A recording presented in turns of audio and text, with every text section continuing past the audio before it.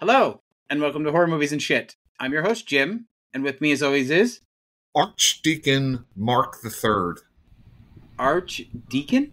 Yeah. Mm-hmm. What the fuck does that mean? It's okay, Jim. I'll explain in a minute. Okay. And Mark, who do we have with us today? We have a very special returning guest. You're telling me that they went through this experience once already and now they're trying again? You could say that. I mean, it's the definition of madness, really. Right, exactly, yes. We have Jeff. Hello, Jeff. Hello, Mark. Oh, hello, Jim. Interesting. Hear me? Yeah, Yes, sorry, well- I accidentally hit on something and I heard us 3 times, so I had to close it. I got a little distracted. Yeah, this is what happens when you go live, Jim. You It just is, screw because, up. well, but this is all new, so, we have to go live eventually. We're actually right on time, aren't we? We're about 2 minutes late. Well, jeez. Well, Jeff, I'm sorry, but Jeff's got a very good point.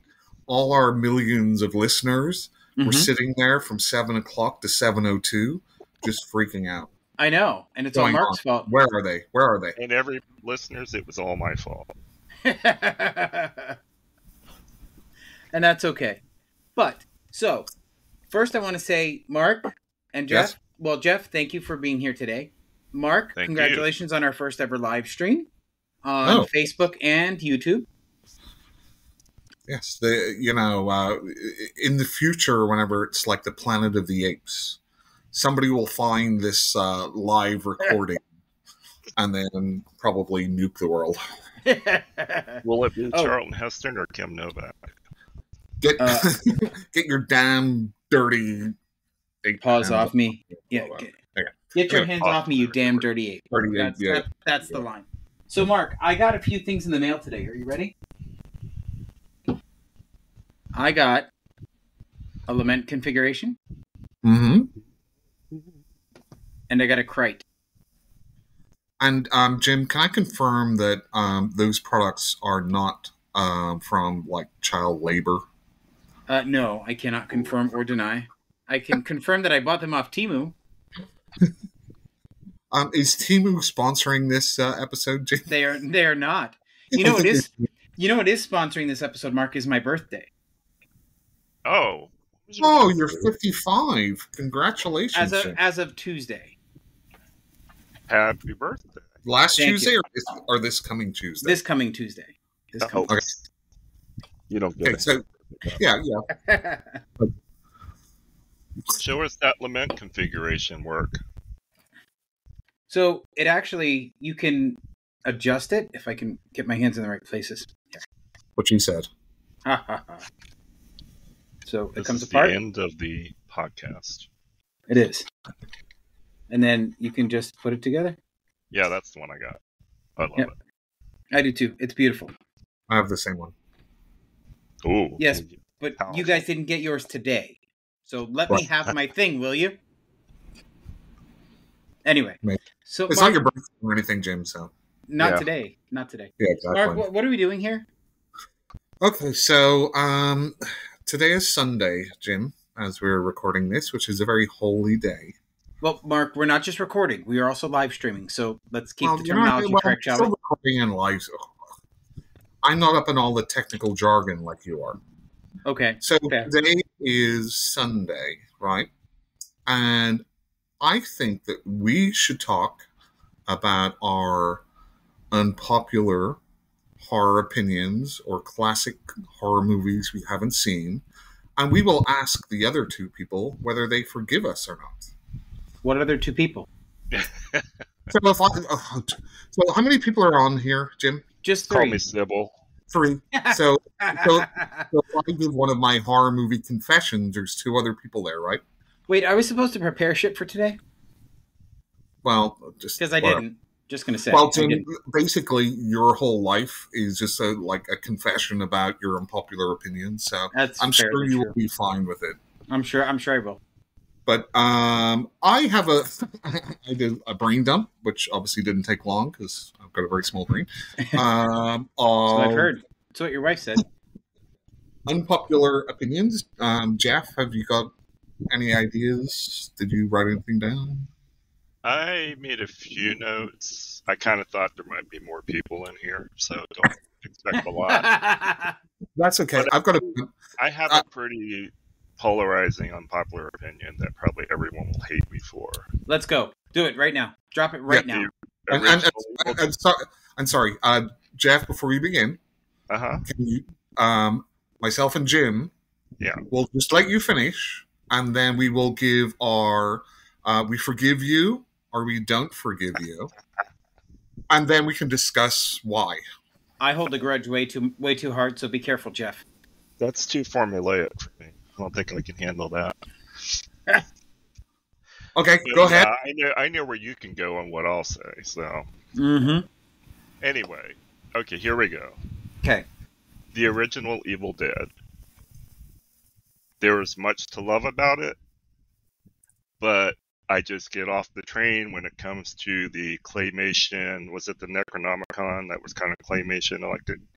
Yeah, they have the final person who was hitting Ash devolve into a claymation thing. Right. Yeah. I mean, am I allowed to talk to you guys while I'm giving my unpopular opinion? Yes. Yes. Go ahead.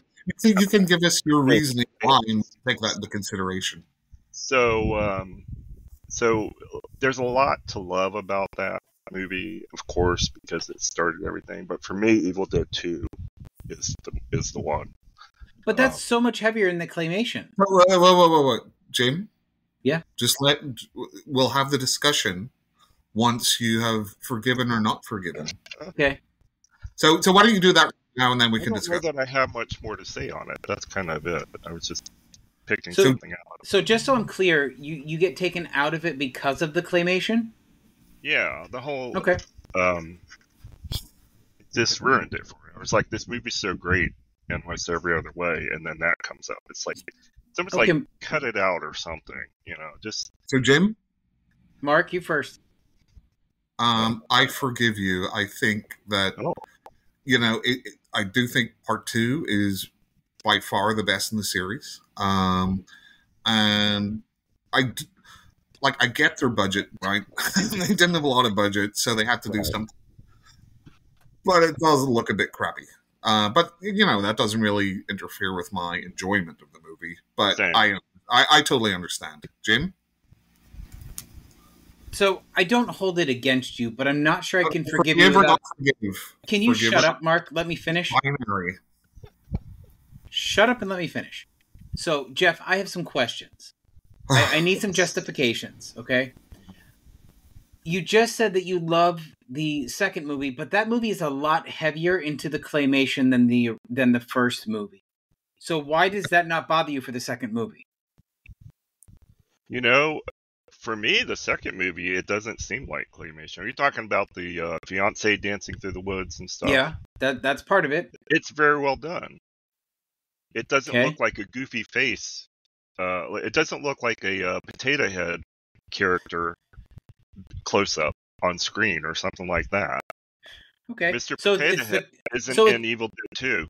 Right, so it's the quality that really is the issue with you. Quality. Okay, that's fair. I can forgive that. 100%. Both movies have the same energy. Yep, I can forgive that 100%. So thank you for clarifying. Hang on.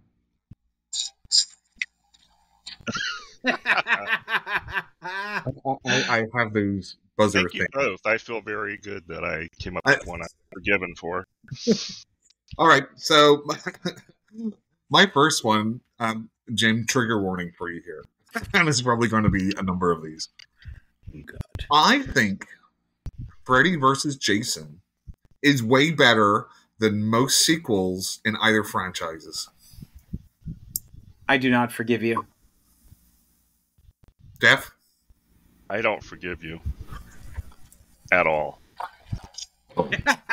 I sentence you to 20 viewings of Midsommar in one sitting.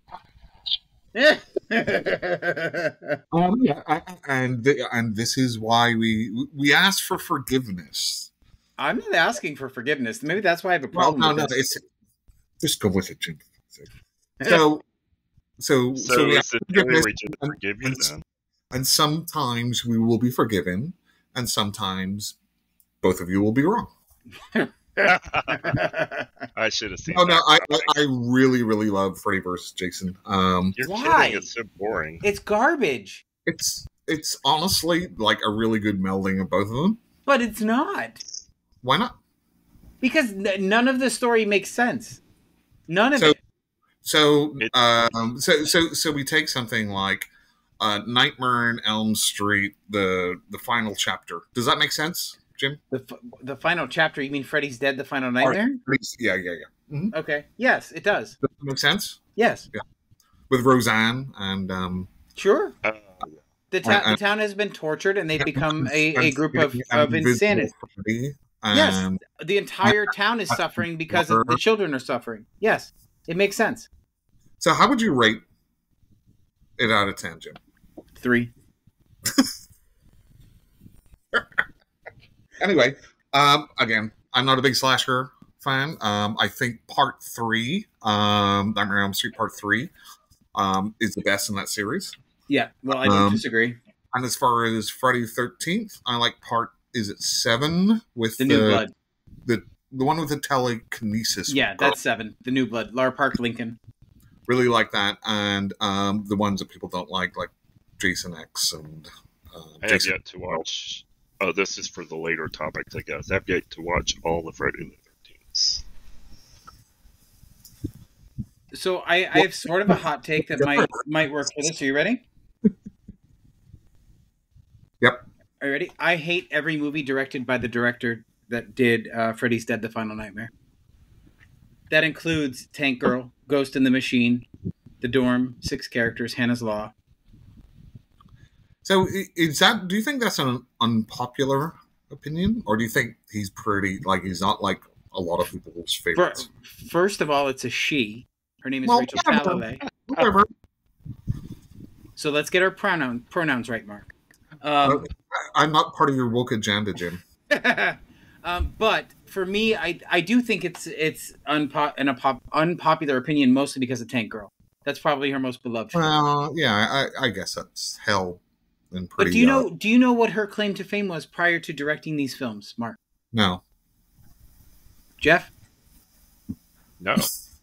She was a line producer for other Nightmare on Elm Street movies.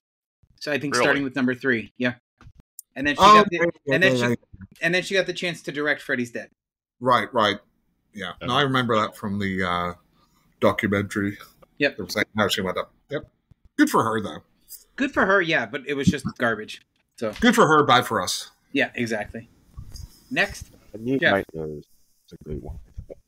New Nightmare is one of my favorites in the entire series because it was it should have been a perfect way to reboot the franchise. Should have been. It was wonderful. I don't know why it didn't work like that, but it should have reinvigorated the franchise in a new direction. It did a lot of stuff out of the box, I think. It absolutely did. Yep. For. I agree.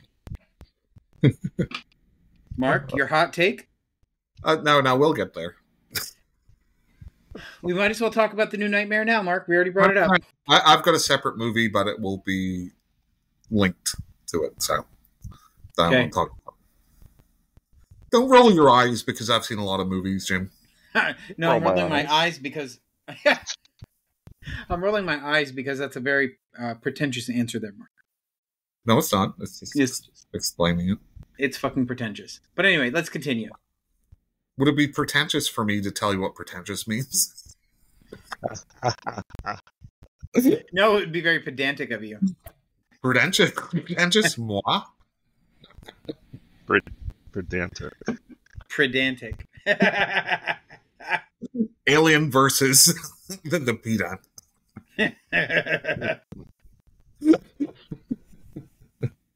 Anyway, sorry, Jeff, do you have another one? I think that's the only one I came up with. Okay, I've got a bunch, so... I didn't put a lot of thought into this, because like I said, I thought I might get well, that's one more than... I agree. That's one more than Jim. So I guess it's just going to be my confession time. You do need to save your soul, Mark, so please bear witness. So, Jim, I already know your answer for this one, but I think The Exorcist 3 is better than The Exorcist. I can forgive that. I don't agree with it, but I can forgive it. Okay. Jeff? I can easily forgive that because I'm not a big Exorcist fan, and I do love Exorcist 3. That's unforgivable. That's unforgivable, This Jeff. podcast is all about pushing that damn button. It is now, yeah. Now that he's made it. and the one that's burning hell is red, so I know which one. But to expand, Exorcist 3 it just goes another direction successfully. I think Halloween 3 did the same. Yeah. I agree. I agree to a certain extent, but I think Halloween 3 is much more detached from Halloween than The Exorcist 3 is to The Exorcist. How? What do you mean, how? No, I'm trying to... I mean, I understand... I probably understand the semantics of what he's saying, but... It's not semantics, it's simple facts. Explain yourself. Okay, so who are the returning characters in Halloween 3 from the original one, and how does that movie reference the original one? It doesn't. So who are the returning characters in The Exorcist 3, and how does it reference the original? The only one I remember off the top of my head is Father Karras. And Pazuzu, I mean, but, you know. No, so the lieutenant is the same character from the first one. Well, okay. And like I said, I have not seen Halloween 3 in a very long time. Exorcist 3. The priest is the same priest at the end from the first one. And they talk about the whole exorcism thing from the first one. So it's much close. Now, I agree, like, tonally, it's a lot different. Yeah, well, that's true. Obviously Halloween 1 is a slasher, and Halloween 3 is a supernatural detective story, almost. Right. And so I get that, but still, Jim. But isn't Exorcist 3 based off the sequel, Legion? Well, it's based off William Blatty's book, Legion. Right. Okay, I was not aware. I haven't read Legion yet. So in that way, it's very connected. And I read that book, very true. And it's very clearly related to...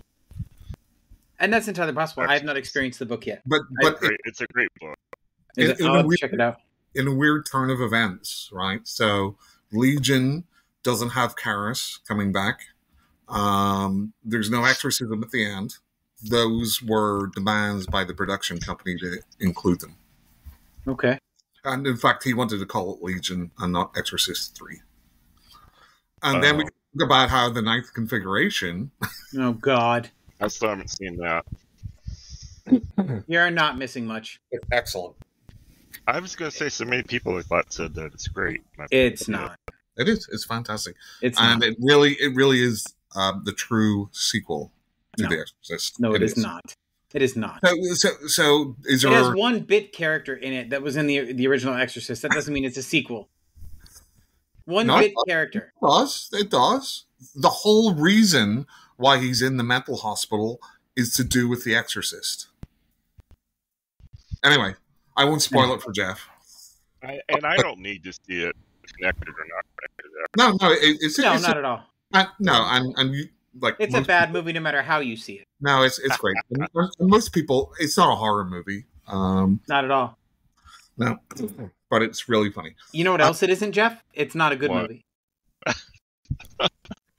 I've caught parts of it enough to go. I'm curious. So. Yeah, don't be. Watch it and make up your own mind. Don't listen to Jim. Yeah. Okay, so the next one is kind of more of a funny one, but I feel that I probably need some forgiveness for this. So, have either of you seen the movie Hobgoblins? Mm-hmm. I can't remember for sure. It seems familiar, but I have. That's probably forgettable. It's probably more widely known through the Mystery Science Theater 3000. So there was a band in that movie, and they sing a song called "Kiss Kicker," which the Mystery Science guys make a lot of fun about. Right. Where it's like fish picker and like, but I think it's a legitimately good song, and I love it. But okay. So I don't feel like you need forgiveness for that. Jeff? I mean, I forgive you because I don't really have a. Okay. Did you pick an easy one just to get more forgiveness? Yes, he did. Okay. Where are you going if you're forgiven on everything? So here's one which I'm going to say probably neither of you have seen. Have either of you seen Lucio Fulci's A Cat in the Brain? God, no. No. So it's much more of a meta flick than like New Nightmare or Scream or anything like that. But we'll move on since y'all haven't watched it. I have one to throw in here. Yeah, okay. But I'm not sure if it's horror. So, Meet the Applegate. It doesn't matter. Just throw it out anyway. It's sort of in the middle. So, I kind of defend that one. But I'll ask for forgiveness because a lot of people haven't seen it. So, I'm sorry, I think my audio cut out. No, we didn't hear the name of the film. Meet the Applegates. Oh, okay. I don't think I know that one. It's Dr. Channing. It's about a family in human form that are actually giant cockroaches. Right. Okay. I've seen this, but it's been like since the 80s, probably when it came out. Ed Begley Jr. Yep. And Dr. I Channing. can't remember anything about it. Okay. That's so fair, you're forgiven because I haven't seen it in so long, but I can't. Yeah. Thank you, Father. Yeah, I don't know anything about the movie, so I forgive you. Well, then that's your work or your homework. Okay, so 2 movies I didn't like that a lot of people love. And Jim, we've talked about this before, and it's because they can't get behind the concept. Do you know what movies I'm talking about? I don't off the top of my head. It's A Quiet Place. Okay. I mean, I can forgive that, but I think they're good movies. Jeff? Ready for me? I'll forgive you. But it's difficult. Okay, then. You're going to. Maybe I'm stuck in limbo. Yeah. Yeah, no, I just can't get over the concept. I think the concept is like stupid. But I'm actually quite interested in the newest one because it probably makes more sense. Right, day one, right? Right. I am very doesn't know. Yeah. Mm-hmm. I'm the same. I'm interested in this new one, which surprised me. I saw a full preview and I was like, "Oh, this looks really good." I think it's just too saccharine or sappy or something. That whole family thing. The cast annoys me for some reason. So, in the original movies, yeah, I won't watch the second one. The second one was slightly better than the first, but I don't like either of them. So. I like them both. So yeah, because who's in it, Tim? God, what is his name? The guy from The Office, John Krasinski. Yeah. Mm-hmm. Oh yeah. And how much does that weigh on your rating of the movies? It doesn't really because they don't show him with his shirt off. He's married to Mary Poppins, And she was in that movie, both those movies also, because he dies at the end of the first. Right. Spoiler alert. Yeah. Wow, Jim. A little late on the spoiler alert. Oh, I do have another movie. Yeah, go ahead. I can't believe I didn't say this. I feel like we switched where we were going from the beginning. And anyway, it is... Now, I'm not full on board with this one, but I'm going to throw it out there because it's good discussion. Tim Burton's Dark Shadows. I fucking love that movie. Really? I do. I thought it was great. But there's one reason for that, right? Other than Johnny Depp, is Michelle Pfeiffer. I love her in everything. Me too. I think it's pronounced for her. You'd be wrong. Her last name. Okay, let me defend it. before we get judgments. I'm already judging you, so it fails with Johnny Depp. Yeah, they that's ruined true. Barnabas. I can agree with that. Johnny Depp and Tim Burton said, "Oh, it's a camp show." They completely missed what that show was. So Barnabas was awful. So then we get over to Elizabeth, played by Michelle Pfeiffer. Amazing. Right. Perfect casting. Yeah, and absolutely. then I'm forgetting her name, but anyway, Caroline. Oh, that's oh God, what is her name? The one that was it's in not No One Was Fanning. It's one of these. No. Yeah, I can't think of her name right now. Yeah. Anyway, she was good. And then we had Dr. Hoffman. So the thing about the movie that gets me to keep watching it now and then is the stuff that it could have been. So the werewolf revelation was great. Mm-hmm. Angelique, they kind of dumbed her down. She was way more powerful in the series. Yeah, absolutely. They made her a one-note witch in this thing. They did. You're right. But the biggest thing of all was the ending with Dr. Hoffman. I wanted a sequel really bad. Yeah. I mean, I can understand because I have such an appreciation for the original why you would feel that way, but I'm not sure that I agree because I did really like the movie. Yeah, you're probably the first person I've heard who said you loved it. So I can forgive you for that though because I know I'm in the minority when I say I really love that movie. Yeah. Jeff, yes, sir. Quote unquote, never seen it. Never seen it. Nope. What? Even oh, and by the way, what's her name? Jeff, the actress we were trying to think of is Chloe Grace Moretz. Yes, thank you. Yep. By the way, there's a couple other reasons to see it, which is the original cast: Laura Parker, Jonathan Frid, and Catherine. What's her name? The one who played Maggie. Yep. They're in it for a minute. Yep. Alongside Alice Cooper, which is a pretty cool moment. So there's just like spot moments in the movie worth it, but whenever it gets to Barnabas, I cringe. I have to pretend like it's not happening. So I mean, I guess that's fair. You should probably watch it, Mark, just like have it running while you're doing something else. Yeah, if it's on something streaming.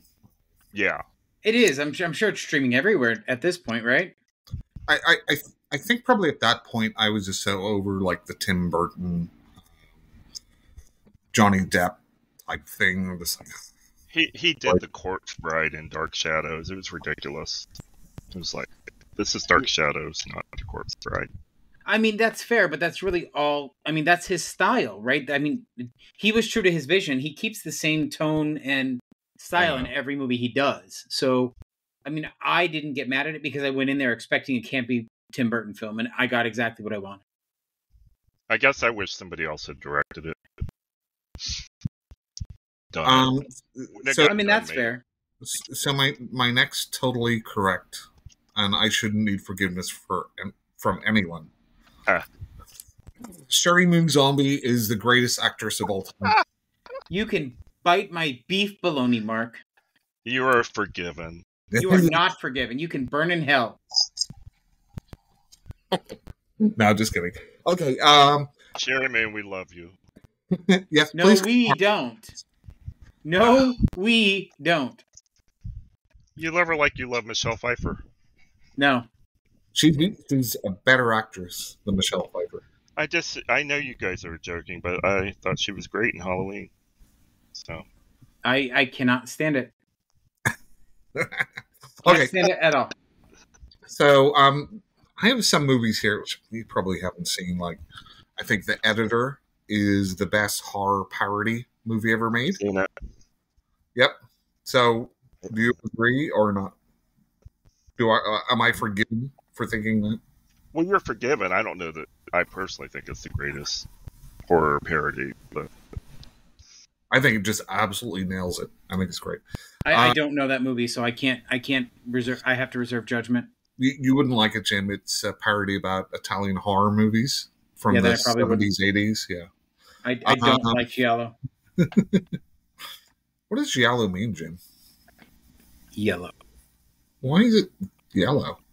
Because of the Watch color it, of the Mitchell, paper from the watch books that they printed. Do you see how much I've taught you? You can bite me, Mark. You're welcome. By the way, Mark, we do have somebody watching us, so everybody please say hi to KL Alistair. I will be talking about his book a little bit later. Oh. Hey, KL.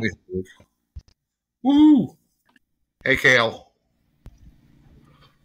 Just so everyone knows, Jim is very vain because he puts his camera on. Mark and I aren't. Yeah. Oh, is that what it is?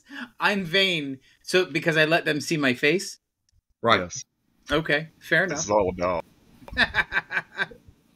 I am the face of horror movies and shit. Just because I run the TikTok. Just hopefully you're wearing pants this time, Jim.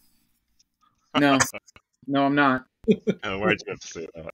Yes, KL, we can see your responses, and they should be able to see them too. I don't know if they're watching though. Got my chat up. I just thought. Sorry, I was too busy rizzing Jim. Yeah, you usually do. That's okay. Is it? It generally, yes. Usually you're fine. You know your boundaries, but sometimes you get carried away.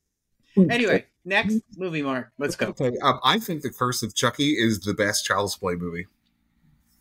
I like Cult better than Curse. My confession is I still have yet to see all the Chucky movies. Oh my god. I am big time onto the Chucky series. I love that series. Why burn in hell? I just haven't seen them yet. No. Mark is burning in hell because we're not forgiving him. Yeah. Yeah. I'll forgive you because I don't know, really. I can forgive that, Mark, because it's still a good film. I just think that Cult of Chucky was better. I like Cult. It's probably my second favorite. Right. Because it carries on the same type of tone and everything from Curse. And I also have a list of movies which I haven't seen that I have to get back to. The Chucky series makes me want to go back and watch the movies because a lot of it carries on. It does, yep. Because Fiona Dourif's story arc continues from Curse of Chucky straight through the series. She's so amazing. You know what? There's a fun fact about the TV show, Jeff. I don't know if you're aware, but this past season is the first time that Meg Tilly and Jennifer Tilly have ever appeared on film together. Oh no, you're kidding. No. Wow. Yeah? And then she killed her. Spoiler alert. Spoiler alert. So anyway, Mark, what's next? Okay. Sorry, I'm talking to Cal in the chat to see if he's got any horror movie confessions. Why are you...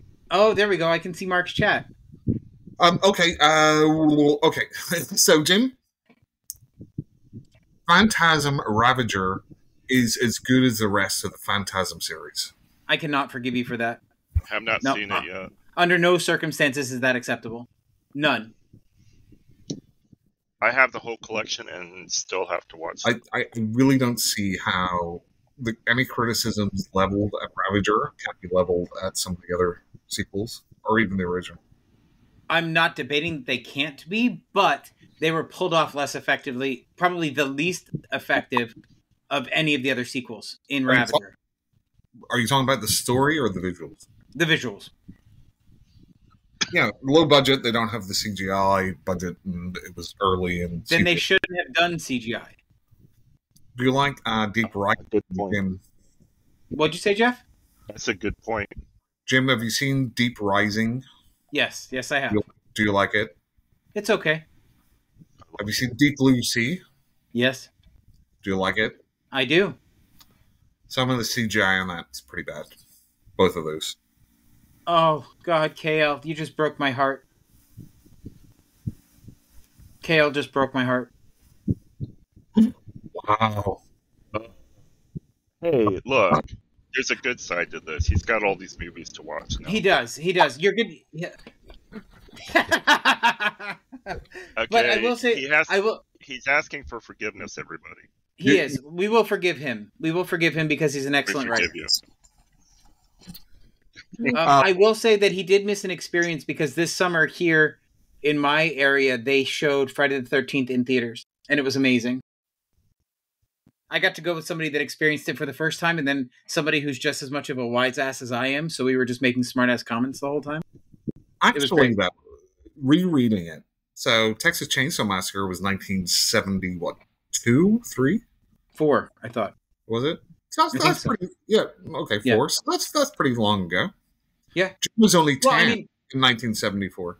And KL was negative like 12. So. So I mean, you've seen all the 80s. Well, the 80s movies are in your. Don't spit on the screen, Jim. I mean, I could, but I'm not doing that. Anyway, Mark, what's your next guilty? What's your next confession? That see, I said negative 12. He's telling me I'm giving him shit, and he's actually negative 17. So, anyway, Mark, what's next? Yeah. I do not like Session 9. I'm surprised by that. I would have thought you would have enjoyed that more. I watched it like 2 or 3 times because people kept on saying it's so good, and I'm like, maybe I was in the wrong mood, or maybe I was distracted. Nope, didn't like it. I can forgive that. I can forgive that. I like it. On the wall. Squirrel, yeah. I can forgive that. Okay. I think Ty West is one of the most boring filmmakers of this current generation. I will forgive that because I agree. I don't agree. Can I also say that one movie of his that I don't even understand why everybody loves it so much, and that's it. Which one? That's The Innkeepers. Oh god, that movie's so fucking boring. I don't even understand the point of it. I watched it twice because I thought maybe I missed something, and I fell asleep 3 times. I couldn't even finish it. I don't understand what's going on here. That's awful. But I feel like there's one movie that he made that I actually really liked. Didn't he make Cabin in the Woods? No, Cabin in the Woods? No. That was yeah, Joss Whedon. No, not Joss Whedon. I feel like there's one movie he made that I liked, and I can't. There's only one movie I like, and that was his Jonestown. Oh, that's what it is. Yes, Oh, he directed an episode of Outcast too, and I loved that show. Oh, he did South of Hell. I hated that show. Raid loved it, but I thought it was garbage. The Innkeepers, Cabin Fever 2 he did, which I didn't like. The House of the Devil is supposed to be good. I haven't seen it yet. No, it's terrible. Oh, that one's great. Boring. I love House of the Devil. The Sacrament, and he did not. He did not direct that. He only wrote it. So he didn't direct The Sacrament. He did not. He wrote it. He did not direct it. Let's see. Oh, it does say he directed it, but when you look at his credits, it only says writer. No, he directed it. But yes, that is a good film, and that's the one I couldn't remember. There was one movie I knew he made that I liked. And the funny thing is, that is the one movie out of all his movies which is totally different from the rest of them. The rest of them are this sort of like, we have to go back in slow moving 80s like porn. So I am on that X and Pearl bandwagon all the way to Maxine. Those are garbage. Fan to the max. I can't stand Mia Goth. She's right up there with Sherry Moon. So I have a question for Kale. Wait, hang on. We got to address something he just said in chat. You ready? Right. Yeah, that's what I wanted to ask him. Right. So I have a hot take. Too. I have a hot take with Alien. Right. I love every movie in the Alien franchise with the exception of Prometheus and Covenant. They ruined the franchise. No, Alien Resurrection ruined it. It did not. Alien Resurrection is a beautiful film, and the storyline is solid. No, it ruined it. No, it did not. It absolutely did not. Okay, so we're just going to say yes, it is. No, it isn't. Is Resurrection the one with Winona Ryder? Yep. It's where they took the Alien. They cloned Sigourney Weaver and made it into like a cartoon comic book. They made it into a comic book. Yeah, which is just like fucking terrible. What was Dark Horse? I fucking love it. Are you kidding? Wait. So Kale says the first horror movie was Aliens in black and white on VHS. Okay, what weird VHS is that? Maybe he recorded it on TV in black and white. Or Mike, has anybody seen it in black and white? Is it a thing? No, but like, keep in mind, it's very possible that the VHS player was hooked up to a black and white TV. That's what I'm saying. It was fucked up. Yeah, or the tape was fucked up. Because remember, when they started doing the copyright stuff, if you tried to record it, it would be in black and white, and it would be a little janky. Oh, I never saw that. I want to see that. Oh, okay, Grandpa. Moving on. Says the man that's a year older than me. But many is wiser. If you're going to talk about age, then I'm going to, really leave this thing. Jeff, can you hear us? Jeff. Yes? Turn up your battery.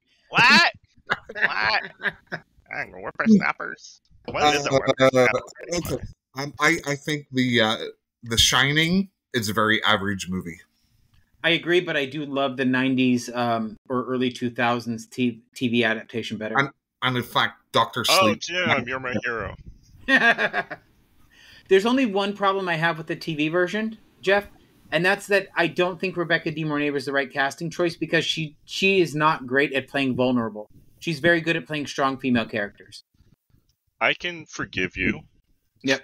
But I think she's in that role. I think she's a phenomenal actress, and I'm not saying anything against it did nothing to impact the overall impression of the film of the series, but she just was not the right choice for that, in my opinion. When I read the book, she was almost exactly how I envisioned her. Yeah.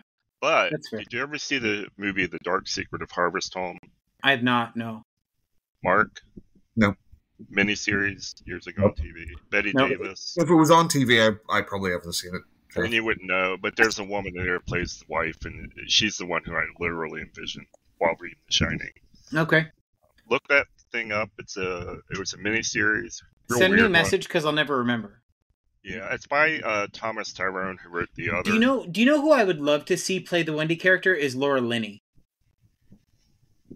She would be amazing. I know the name, and she was Christina in Mommy Dearest. The teenage version of Christina. Okay. And then she was in Tales from the City, Further Tales from the City, all of that. She was in Mothman Prophecies with Richard Gere. Was he in the Exorcism of Emily Rose? I don't know. I don't recall her being in that because I've only watched that movie once. You're thinking of the woman from Dexter, Mark. No. I mean the one that played the lawyer. Oh, yeah. That sounds familiar. You might be right. I think Elvira would be great as she was. Mother in The Shining. She was Erin Brunner in The Exorcism of Emily Rose. Yeah, I like her. She's a good actress. Yeah. Yeah. Anyway, next. Dawn of the Dead is... Okay, so Jim, I don't think you've seen it. So Jeff, Dawn of the Dead, I think, is the weakest of the Dead trilogy, the first three.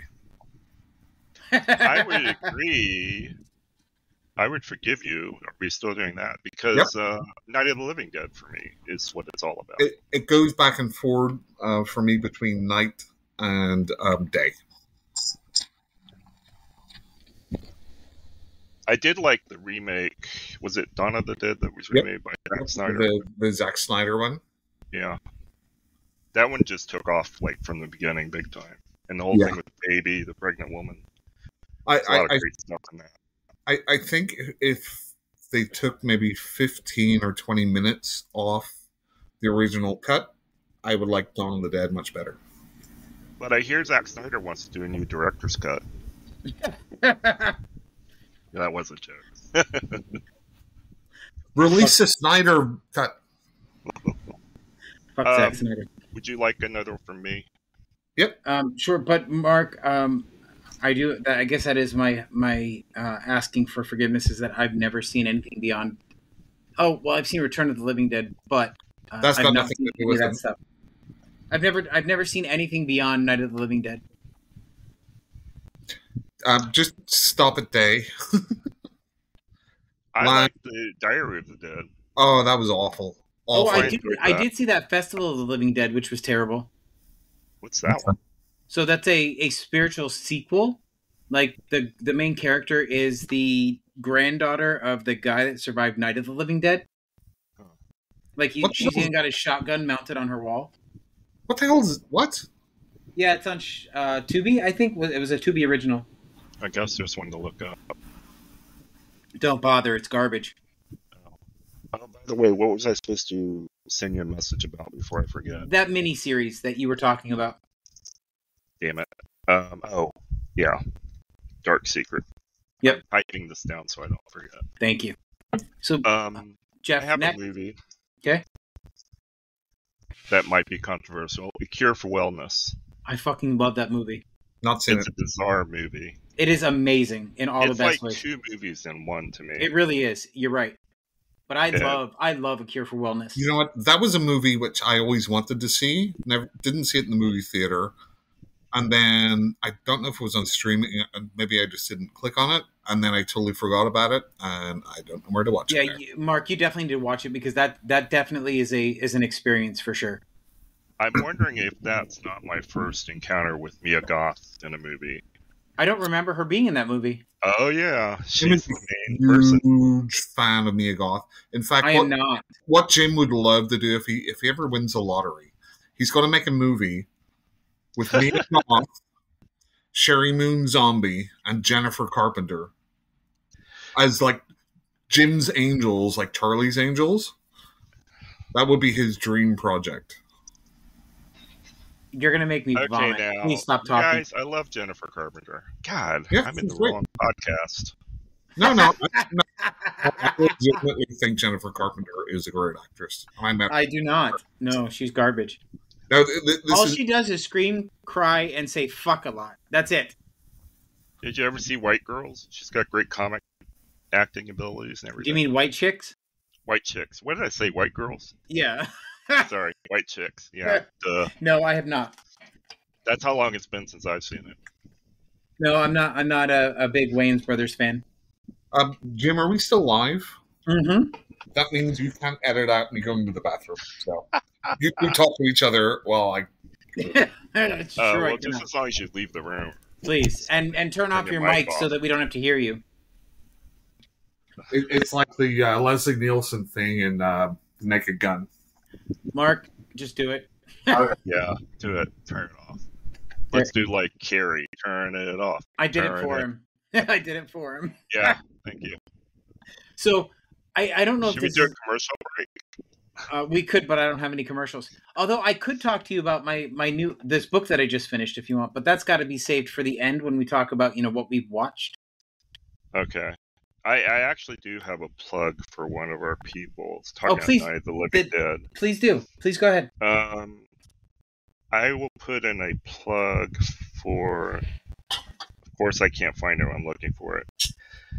I believe. Let me hold on. Just give me a minute. Keep talking or something. That's okay. I will put in a plug for my buddy August Aguilar right now. So we have a friend of the show. His name is August Aguilar. He has a production company called Strange Films.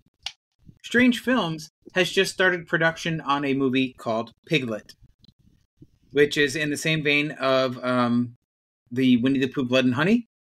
And they just announced that they are 105% funded on their Kickstarter. So congratulations to August and all of our friends at Strange Films. Is it disconnected from the other folks doing the Winnie the Pooh stuff? I believe it is completely a separate entity, yes. So I'm curious. I don't know that you know the answer to this, but with all these people taking these like now public domain characters, yep. If they go and do a movie, do they somehow own rights now, or do they still? Can anybody else still do Winnie the Pooh movie? So I believe they do not own the rights to that character because it's in the public domain, so it's still free reign essentially. Did you hear the news, Jeff, that David Howard Thornton, who is now my bestie on Twitter because he answered one of my tweets. I'm sorry, it wasn't a tweet, it was a thread, but I'm now considering him my best friend. Okay. He is now going to be playing the killer in Screamboat Willie. Oh, really? I think I saw something about that. Yep. One of your posts. Oh, wait, isn't he the guy from the from clown Terrifier, right? Terrifier and the Grinch. You should have led with that. So sorry. I expected you to understand his name. I had a guy respond to my tweet, so he's my friend. Well, it's clearly more important that he responded to my tweet than it is about what he's famous for. I'm looking forward to the next Terrifier. I finally watched the second one, and it's so extreme I almost can't watch it. But the second one took it to this whole other level. I was like, wow. It's still extreme. I do not like the movies the Terrifier movies. I do love David Howard Thornton as Art the Clown. I love that character, but the movies themselves are just not for me. It takes a lot to act through the clown makeup and everything. So. Yeah, I mean, like, and he always looks like he's having such a good time. So I'm going to mention this one person. This is not at the exclusion of others. I just can't remember them. I bought one of this person's books, so to speak. In our group, Sexy Horror. Yep. Plug. We have an author, J.D. Allen. J.D. Allen, okay. He wrote a short, novelette called They're Coming to Get You, Barbara. Okay. And what it does, and sadly I have not still finished it, not a knock on the story, I just don't read like I used to. It's not even that long. But what he does is he picks up from where the brother who gets knocked with the stone on the head. Right. He's actually not dead. He gets up and starts, it's like following him through the story, the unwritten story of him. Oh, nice. So it's very interesting, very well done. That's fantastic. What I've read so far, it's a cool idea. I love when people do stuff like that. I go live on TikTok every now and then, and during one of the weird rabbit holes that we go down in some of my live events on TikTok, I came across a book, and I can't show you the cover because it's in the other room, but it is a man in a business suit holding a heart on a tray with blood dripping down his mouth. The book is called Carnivores, and it's freaking... I don't want to talk about the book yet, but I just want to say K.L. Allister, who is the gentleman that is in our chat right now, wrote the book. And please, if you have the opportunity, please check it out. I loved it, but we'll talk more about it later. Jim, you texted me and said that you fucking hated that book. You are so full of shit. Your eyes are brown, Mark. Hey, so KL, sorry, Jeff, said that he likes Terrifier. I think the first one. He did? How come I don't see his message? Oh, there we go. Yeah. So I think the first one was almost a bit of a victim to its own hype. I thought it was okay. Yeah.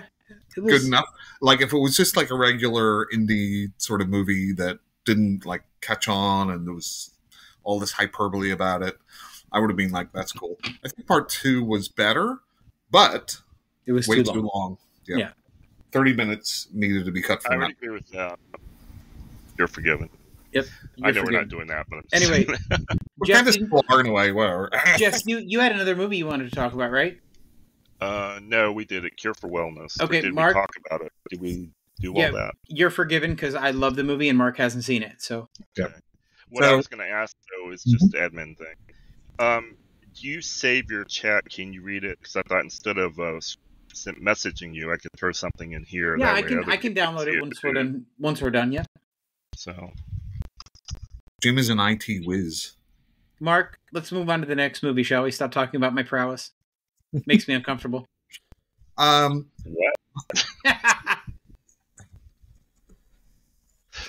So, Alfred Hitchcock. How did I know you were going to bring him up? Yes. Well, how did you know? So, what am I going to say, Jim? I'm waiting. I just knew you were going to bring him up. Why? Why did you know that? I never talk about Hitchcock. Because you're pretentious, Mark. That's why. Oh, for fuck's sake. Oh, to watch Alfred Hitchcock is to be pretentious? Is that what you're saying, Jim? No, for you to talk about it is pretentious. Well, apparently, if I say, Jim sat down on a chair, that's pretentious, apparently. Pretty much, yeah. No. Do I have to get in here and referee or something? No, not at all. This is tame, isn't it, Mark? Yes, we won't talk about a couple of episodes ago when Jim took off his headphones and refused to talk for like 15 minutes. Yeah, right. Anyway, I think that The Birds is a terrible movie. Why? No. Why? You're not forgiven. Fuck you. So the first half. The first half. Wow, you really struck a chord. This is the confessions, right? Mm-hmm. I think the first half is this really boring, terrible rom-com type thing. And the second half is just like, Oh, look, there's a bunch of birds attacking us. Anyway, so I'll put that out. Depth to that movie. Yeah, there's nothing I like about that movie. Interesting. So what I'll say is, apart from the way that it's shot, right? You know, they do like the bird's eye view and all this sort of stuff, right? Cool. But as a movie in total, nah. Well, I don't. You're wrong. Yeah, I can't forgive you for that. That's a masterpiece. Yeah, that's okay. There's a lot deeper into that movie than just the simple rom-com at the beginning, and it's that boring rom-com. You gotta watch what's going on with the birds throughout and all that. Yeah, exactly. There are subtle clues that some shit is going to go down. And the dynamic of the mother and the son. Oh my god, there's just a whole lot. The birds decide to attack, and then they don't.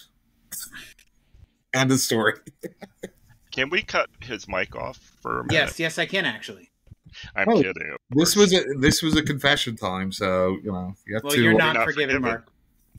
What were you going to say, Jim? That's why I said. Perfect. Here's one of your favorites, Jim. I really don't think that Tobe Hooper directed Poltergeist. You're forgiven. It doesn't feel like him. Yeah, it doesn't. It does not feel like a Tobe Hooper film. So why was he credited? Why is it? Because Steven Spielberg was in the middle of Raiders of the Lost Ark at the time. It wasn't. Was it that one? But apparently there were some rules around how many movies you can direct at the same time and have your name on it. Right. And he couldn't have his name on it, so he got Hooper in. I think there was a couple of scenes where I get it, but like if you show that to a random person who's seen a couple of Steven Spielberg movies and a couple of Tobe Hooper movies and say, who directed this out of the two? I think 9 out of 10 would be like Steven Spielberg. I agree, but I will say that, there are parts of the second film that feel more like Tobe Hooper. Like when the dad is throwing up the worm. That's a forgettable movie to me. It's memorable for Reverend King. Yeah, of course. Which is sad because like his entire look was inspired by the fact that he was dying of stomach cancer. Oh, wow. Well, it wasn't. It was. They accentuated the fact that he was so gaunt and drawn because he was suffering from cancer. Well, did they know he was suffering from cancer? No, he already knew that. Yeah. Yeah, he knew. He knew he wasn't going to make it to the premiere. And but I don't know if that inspired the look because he was already a pretty famous stage actor. Yeah. So I think it was probably, you don't like to say it, but the best of both worlds as far as that movie goes. Right? I guess he's a really good actor. Plus, he looked really, because he was really sick. Okay, so I'm forgiven for that one. Okay. 28 weeks later is, or 28 months later is better than 28 weeks later. I agree. I can't remember. Is that the one with the kids? The second one, yeah. The second one, 28 weeks later, had kids, and the titles drive me crazy. Yeah, sorry, not months. It was days and weeks. Duh. Yeah. Okay. Right. So the one with I'm going to agree with you because there was a lot of compelling stuff going on with whether they would make it. Yeah. So, and then they had the ending. VHS 2 is one of the best horror anthology movies ever made. I don't like the VHS series based on the 3 that I've seen. Have you seen part 2? I don't think so. Watch part 2. Like, I swear it is head and shoulders above the rest of that series. Well, what about Knees and Toes? Well, maybe. Jeff, thoughts? I can't keep them sorted out. It's been so long since I've seen them. I appreciated VHS 1. I think I saw 2. I'd have to be reminded of what the stories were. So 2 has a guy who has a camera put into his eye, which is really good, and he starts seeing ghosts. And things happen. Familiar. And then they have another one where it's like a GoPro with a guy on a bike, mountain bike, but there's a zombie outbreak, and he turns into a zombie, etc. So those are Yep, definitely give it a watch. The one about the camera in the eye reminds me of some J-horror movies. So. Right. It reminds me of Hellraiser 3. I love Hellraiser 3. Oh, just because of the camera guy? Yeah, no, just camera because guy. of the whole movie. The leading ladies. Don't get me started. I just love it. You're not forgiven.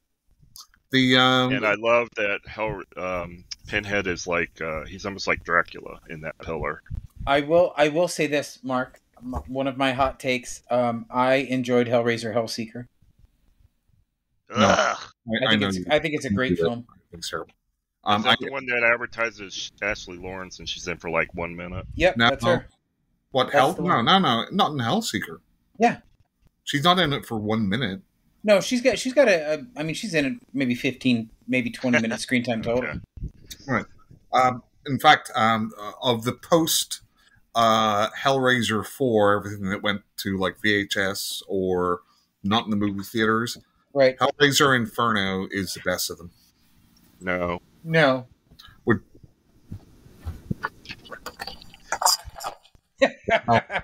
Hellraiser Burn in Hell. I think it's a great horror noir.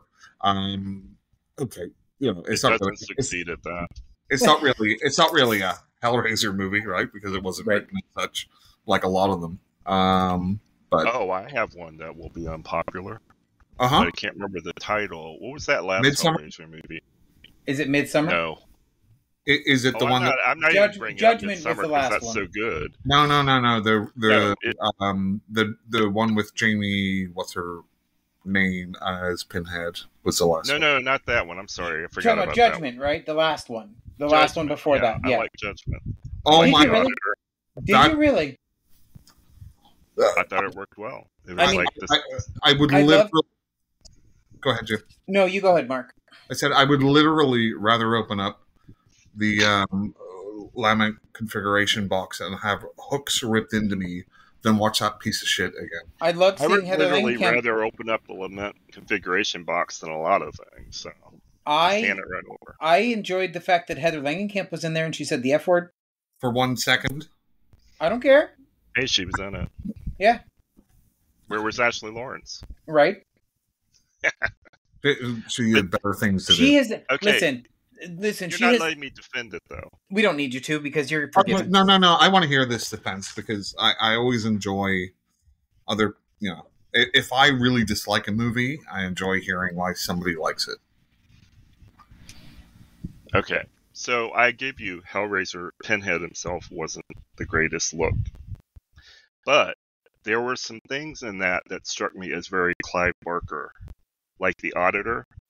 Yeah. And when he had that, I don't know what it was. I'm trying to remember the movie now, but he had like this machinery or something that was almost like piping stuff through or whatever, black liquid or whatever. But there were these things to it that I thought they just made me think of Clive Barker's works. That's fair. And then the idea of this guy, I'm trying to remember now the whole story, but it's like this guy was kind of fated to become. He's the one who turned into Pinhead by the end, I think. So. No. So it's like a subpar trying to ape on like Seven type detective thing, which all the people are really annoying in it, and they're dumb as fuck. and it's about, is it like his brother or whatever, and he's cheating with his girlfriend or something? I don't know. And it's just like, if you rewatch that, it's a really boring movie. There's like so much of this detective stuff, which is just like crap. Hey, Mark. Yes. Why are you shitting on Jeff's movie? Because he feels that way. Yeah, but I mean, he can't shit on your opinion of that movie. He can just shit on the movie itself. But we've been shitting on each other's opinions this whole time. So. I mean, we sort of have. It's a shit fest. Jeff, I'm trying to defend you. I appreciate that, but I'm just like, I can handle his criticism. That's fair. Jeff, what Jim doesn't understand is that people can have differences of opinion, and it's okay. And it's okay. I'm fine with differences of opinion. I will still defend that as as much because of the auditor himself as anything else in that movie. And that's what's his name who directed Tunnicliffe, right? And he played that character. And I think that it would have been a better movie if it was just about the auditor. There you go. And they took all of the Hellraiser stuff out of it. So you forgive me? No. It's still an absolute cinematic abortion. Jim, I'm taking that as a forgiveness. So. I forgive you, Jeff. I don't have a problem with it. Yeah. You're in limbo. You have one forgiveness and one non-forgiveness. Mark, can I use my golden forgiveness now? We have golden forgiveness? Yeah, we can override everybody else one time. Okay, sure. Okay, Jeff, you're forgiven. There's no rules to this. Oh, so I get two forgiveness. I'm. Yep. Mark, okay, can you please play the sound effect for him? Golden unforgiveness. See how that works? Yeah. See how that works? Yeah. Mm-hmm. Okay. Is anybody going to defend Halloween 2018? I liked 2018. Oh, you're not forgiven. I thought that it was a brutal film, and it got Michael Myers back to just, a brutal killer, and it wasn't a fantastic film, but I enjoyed it. Like, I had fun, but slashers get me excited, right? With the exception of Rob Zombie's Halloween's. I get excited when I watch a slasher film. I'm like on the edge of my seat, and it did that for me, and that's something that the Halloween movies hadn't done in many years for me. So Rob Zombie gave us a brutal Michael. Fuck Rob Zombie and his the Rob Zombie Michael was way more brutal than the 2018 one. He slaughtered poor Dee Wallace. I don't care. So I think Exorcist Believer is probably the best movie that came out in the last 20 years. You are so full of shit. Your eyes are brown, Mark. Okay, we don't even need the video for that. None of what you just said is true. So yeah. Oh, now that you bring it up, if we can go here with the conversation, what does everybody think about Exorcist being picked up by Mike Flanagan? Mike Flanagan, thank you. Given the amount of artistic direction and control that he generally has over his projects, I'm cautiously optimistic that he can produce a decent standalone film. I just think it's absolutely hilarious. They spent, $200 million to get this franchise. And then they're like, oh my God, this first one is so bad that we're going to hand the keys over to Mike Flanagan, and he's going to completely ignore the Believer, and it's just going to start from here. Yep. Is what they should do. I've been a half and half fan of Mike Flanagan's. Half of me can't stand it when he does something that's established, like Dr. Sleep. And I hated Dr. Sleep. I hated it too. Anything he's done where he's doing something that's established, I feel like he's failed on. I disagree. I went back to the Netflix series about vampires. Oh, Midnight Mass. I was blown away. And I said, okay, I'm glad I watched this, because now I will watch him guardedly. If it's original by him, I find it's excellent. If it's something like Dr. Sleep that he's picked up somebody else's work, I know, granted, Usher is Edgar Allan Poe, but I mean, he did a whole. There was very little of the source material in there, just the basics. So I feel like he might do the same thing with Exorcist. So you might get me back on board. So I generally like Mike Flanagan. I loved The Midnight Club. I thought he did a great job with that. I didn't finish that yet. I've got to finish Well, I mean, the other thing is Heather Langenkamp was in there, and I freaking love her and everything she does. She was great. Yeah. But like my first experience with Mike Flanagan was Absentia, and I thought that movie was fantastic for a low budget film. Okay, I haven't seen that one. What's that? So it's about this girl who's investigating the disappearance of her brother, or her sister, I believe it is. So she's staying at her sister's house, and it gets into all this urban lore about this tunnel that is next to the house, and all these other disappearances that are related to it. But you see, isn't that an original story? Yeah, I believe it is. Like, yeah, I don't think. Saying, yeah, when it's his stuff, like he did Oculus, didn't he? He did. Yep. That was his start, wasn't it? Yep. No. So Oculus is Absentia was before Oculus. Really? Yeah. I thought he did a short movie of Oculus first, and then did the feature. Not to my knowledge. I mean, he did Hush. Yep. Hush is great. Yep. Okay. Thank you for the tour. That's okay. Let's see. How else can I offend both of you? Jaws 2 is a worthy sequel to Jaws. That's fair. It's let good. that go. Yeah, I think it's unfairly dismissed by a lot of people. It's better we than don't Jaws: have The the Revenge. Yeah. Well, except the shark doesn't roar in Jaws 2, which, as we know, that's what sharks do. Right. There's things about Jaws 2 that I think are very credible moves in the direction of where they take it. The whole catamaran thing, the kids out on the middle of nowhere. So I think that's a good move. It just didn't work all the way for me. And can we talk about the helicopter pilot beard for 1 second? Awesome. That's a 10 out of 10 beard for me. Okay. Can we also talk about Deep Blue Sea and how when they kill the first 3 sharks, it's the exact same way they killed the sharks in Jaws? No. Not surprised. No, Jim, we can't talk about it. I thought it was a great homage to the movies, for sure. Like, I'm not mad at it. I thought it was okay. Yeah. I really enjoy that movie. I did too. I did too. The sad thing is there's so many shark movies, but there's only a handful of really good ones. Yeah, and agreed. I'm telling you, you both need to see Deep Blue Sea 3. It's a fun movie. But here's one that I'll defend. You're both ready to jump on me for this one. Can't wait. Under Paris. Oh, for fuck's sake. So Jim, you watched it, right? Yes. So, I know from everything that I said it was. I lost IQ points watching that film. But I love losing IQ points watching. I did not enjoy losing those IQ points. I enjoyed losing IQ points during the Meg. I did not enjoy losing IQ points under Paris. So once you enjoyed the Meg more than Under Paris. 100%. I hate the Meg. And it's progeny. Like it's a battle to the bottom for me as far as which one I dislike more. But here's the thing, Jeff. Like, I don't mind like a stupid, like turn your brain off monster or creature attack movie. I think there's a lot of great ones. But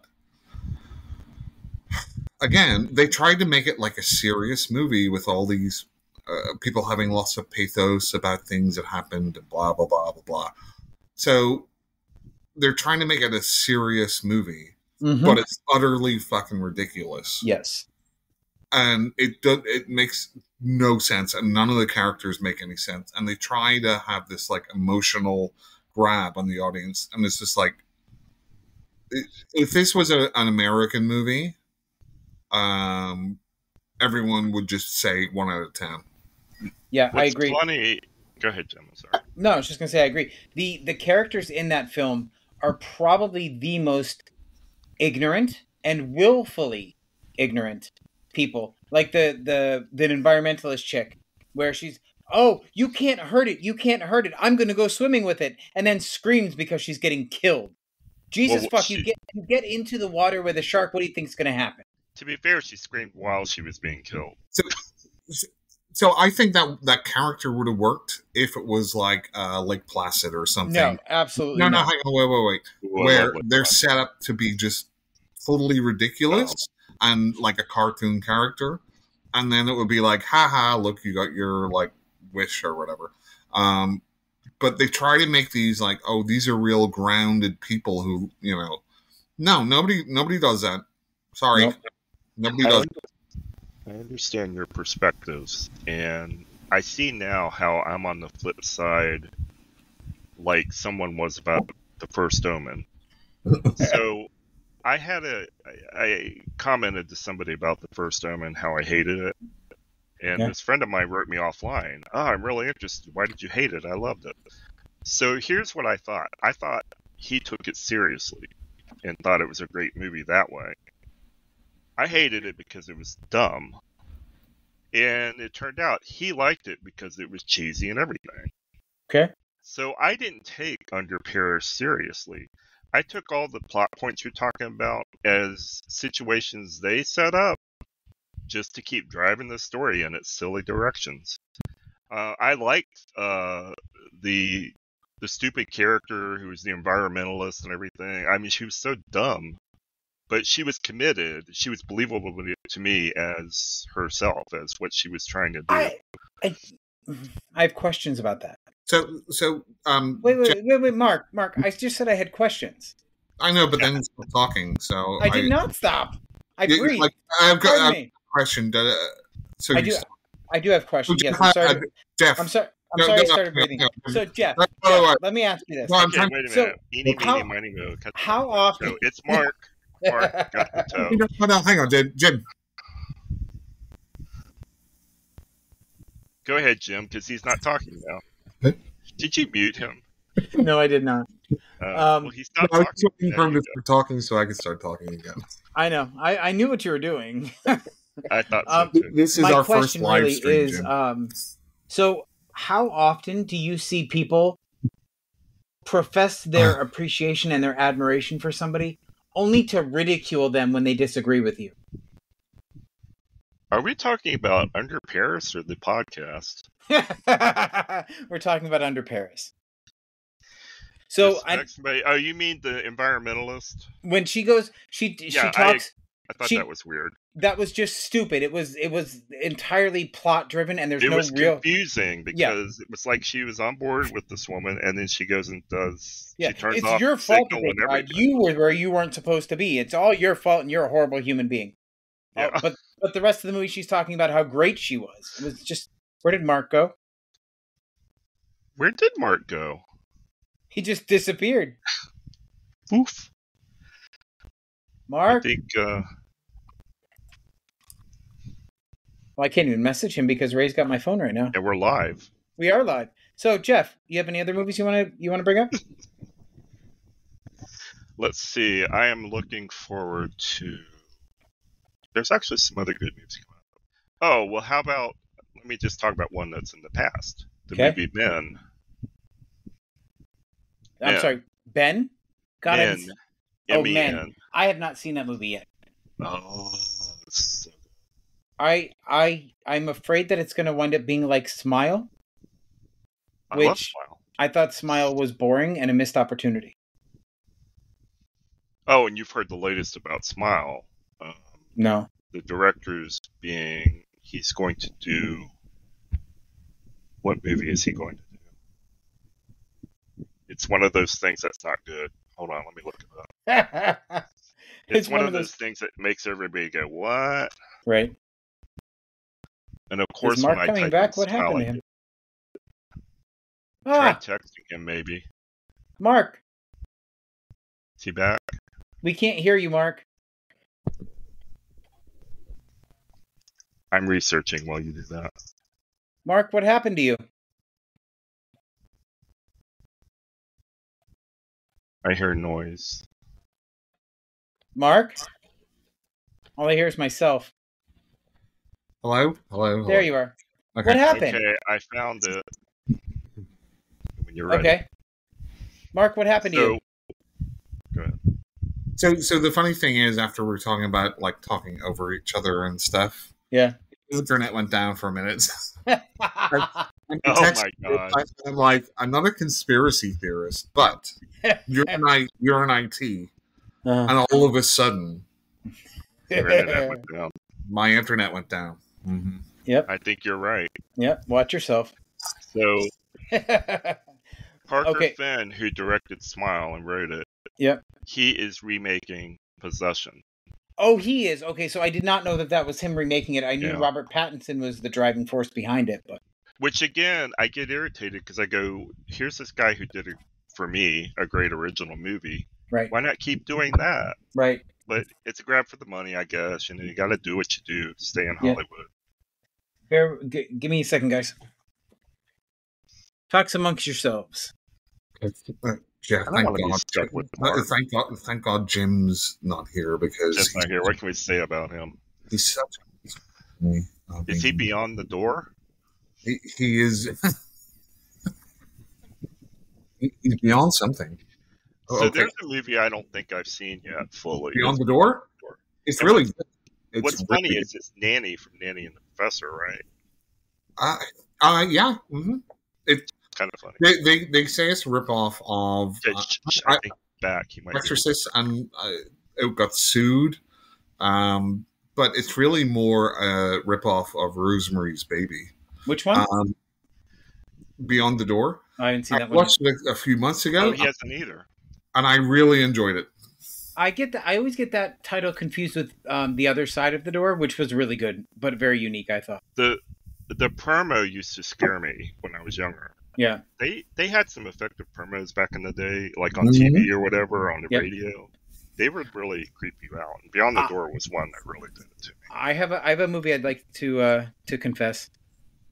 Okay. Finally. I got absolutely terrified by the made-for-TV horror movie Don't Go to Sleep, starring Valerie Harper. I want to laugh at the thought of Valerie Harper for some reason. Oh, no, Valerie Harper. I thought you meant Valerie Bertinelli. No, Valerie Harper. Ugh. I could see that. I don't know if I've seen that one. It's on YouTube for free if you want to watch it. What's it called again? Type it in the chat. Yep, we'll do. Please. Yep. Mark? Yes, I have a list of... No, I need your forgiveness. Oh, I haven't seen it. For Valerie Harper? You're forgiven. You don't need it. Rest in peace, Valerie.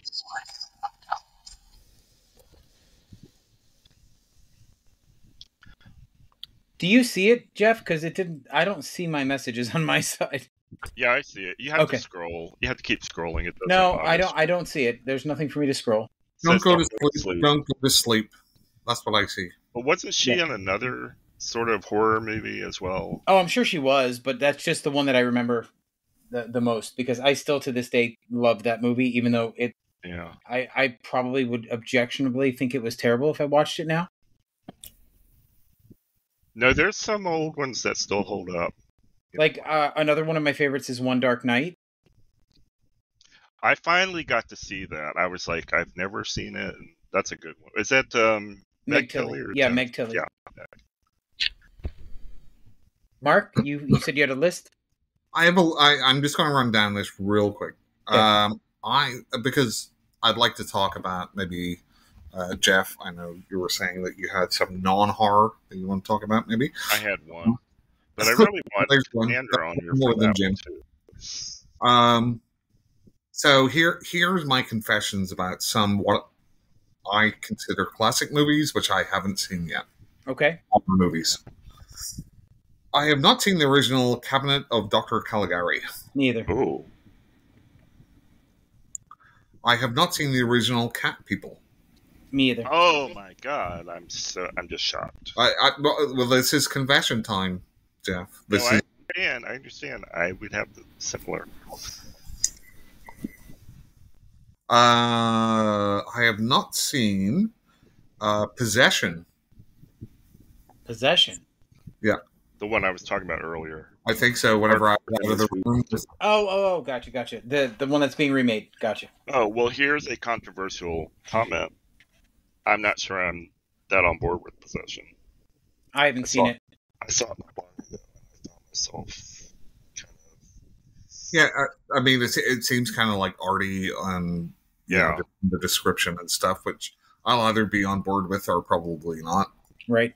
But it just sounds like too much of like sort of a drama, which I don't know. Like it's I just was very confused almost through the whole thing until the end. It's like I'm not sure what I'm watching. A more recent one, which I have no idea. I think I started this but never finished it. The Wailing. I've never watched it. Yeah, I don't know why, because it's Korean, right? South Korean. And they're being. What is it about? It's like a.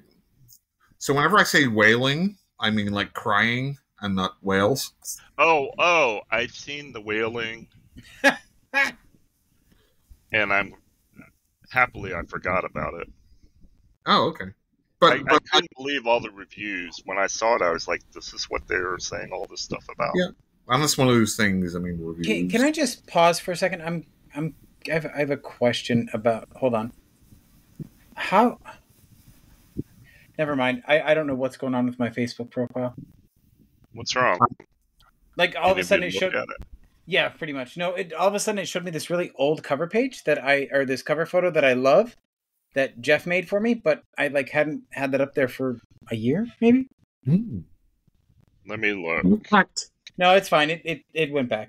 We're good. I see the Queen and the. Yeah, it was showing me the one that you made where it was Jim Groves, the Believer Facebook support group or something like that.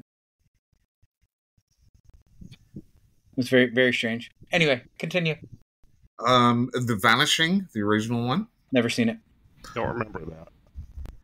Kwaidan, the 60s Japanese classic. Never heard of it. That one. Well, I mean, I'm probably talking about the wrong movies. Okay, so that was just a brain dump of classic movies, which I really need to get around. This one's not one you haven't heard me say, but I still have not seen the Serbian film. Neither have I. It's great.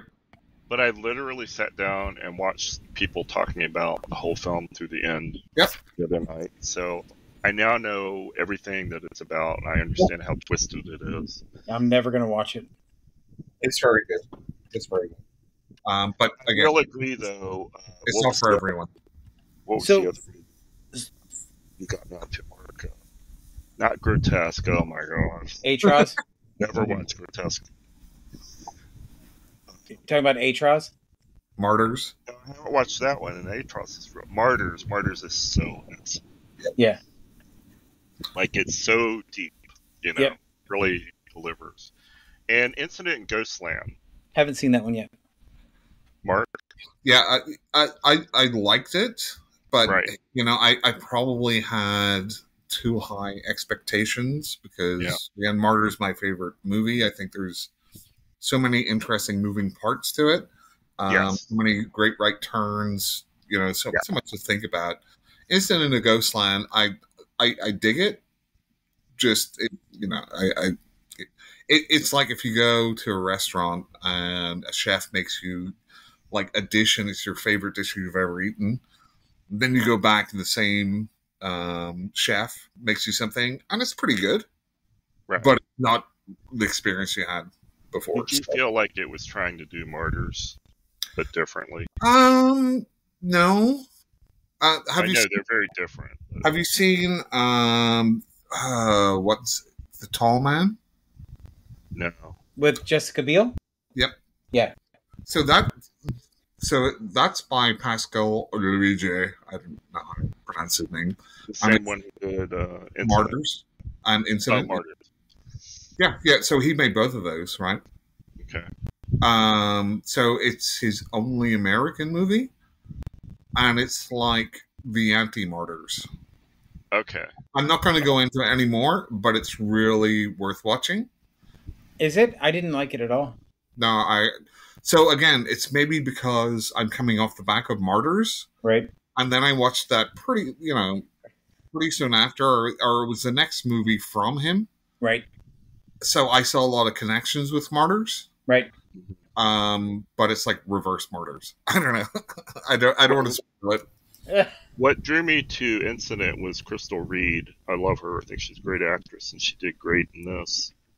But boy, that movie really kind of turned around with the twist in it. So, it kind of makes you feel a little sad. You're like, what? Yeah. Gets you invested, and then that's like pulls the rug out from under you. Right. A movie that's, I'm not going to say similar, but have you seen Livid? No. It's a French movie by the people that made Inside. Oh boy, I haven't seen that one yet either. You should watch Livid. Livid's really good, and it kind of gives me some of the same vibes. Is Inside that movie by Pixar? That brutal horror movie, right? Absolutely brutal about anxiety. Yep. Probably is more actual mental brutality. Right. I don't know. Well, you know my ledger here, so my ledge. I mean, so if it's anything like Grotesque, Don't take me there. Sorry, I had the laugh track going over you. Can you say that again? That's fine. If it's anything like Grotesque, do not take me there. So, well, I mean, Grotesque is a very singular movie, right? It's kind of like the old guinea pig movies, American Guinea Pig, where it's just like a highlight reel of special effects. Right. Mm-hmm. Right. I mean, that's all it is. And it does a great job in it. It's very nihilistic and stuff. But it's not really a movie which you take seriously, right? Right. Because it's just kind of like ridiculous. Yeah, of course. It's just a movie that while you're watching it, you're like, why am I watching this? Pretty much. Yeah. And again, it's like if you like gore stuff and you like splatter stuff, I think it's well done. There's no story there. It's kind of ridiculous. And if you like just extreme stuff, because there's no plot and there's no nothing, it's very simple. It got a little laugh out of me at that one point. Oh, at the very end? Yeah, but... Yeah. Yeah. So, it's the same as like a Serbian film, because, compared, I look at something like Lars von Trier's Antichrist. Right. Or Cannibal Holocaust. And I think these are very kind of deadpan movies. Whereas I think there's a lot of the extreme movies have an element of ridiculousness, which includes a Serbian film, because the bad guys are so over the top that you can't really take it seriously, so it doesn't have that same impact. Yeah. I don't have that feeling. Extreme horror in general can be very triggering for me, so I tend to stay away from a lot of it. I can see that. We won't go back to a couple of episodes ago. Let's not. Moving on. So, don't trigger Jim. How about like non-horror unpopular opinions about movies? The Fast and the Furious movies suck. Is that unpopular? I think so. It is up until a certain point. I've only ever seen the first one.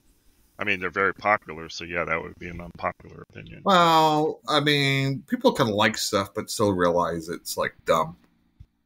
It's like Roland Emmerich movies, right? Who?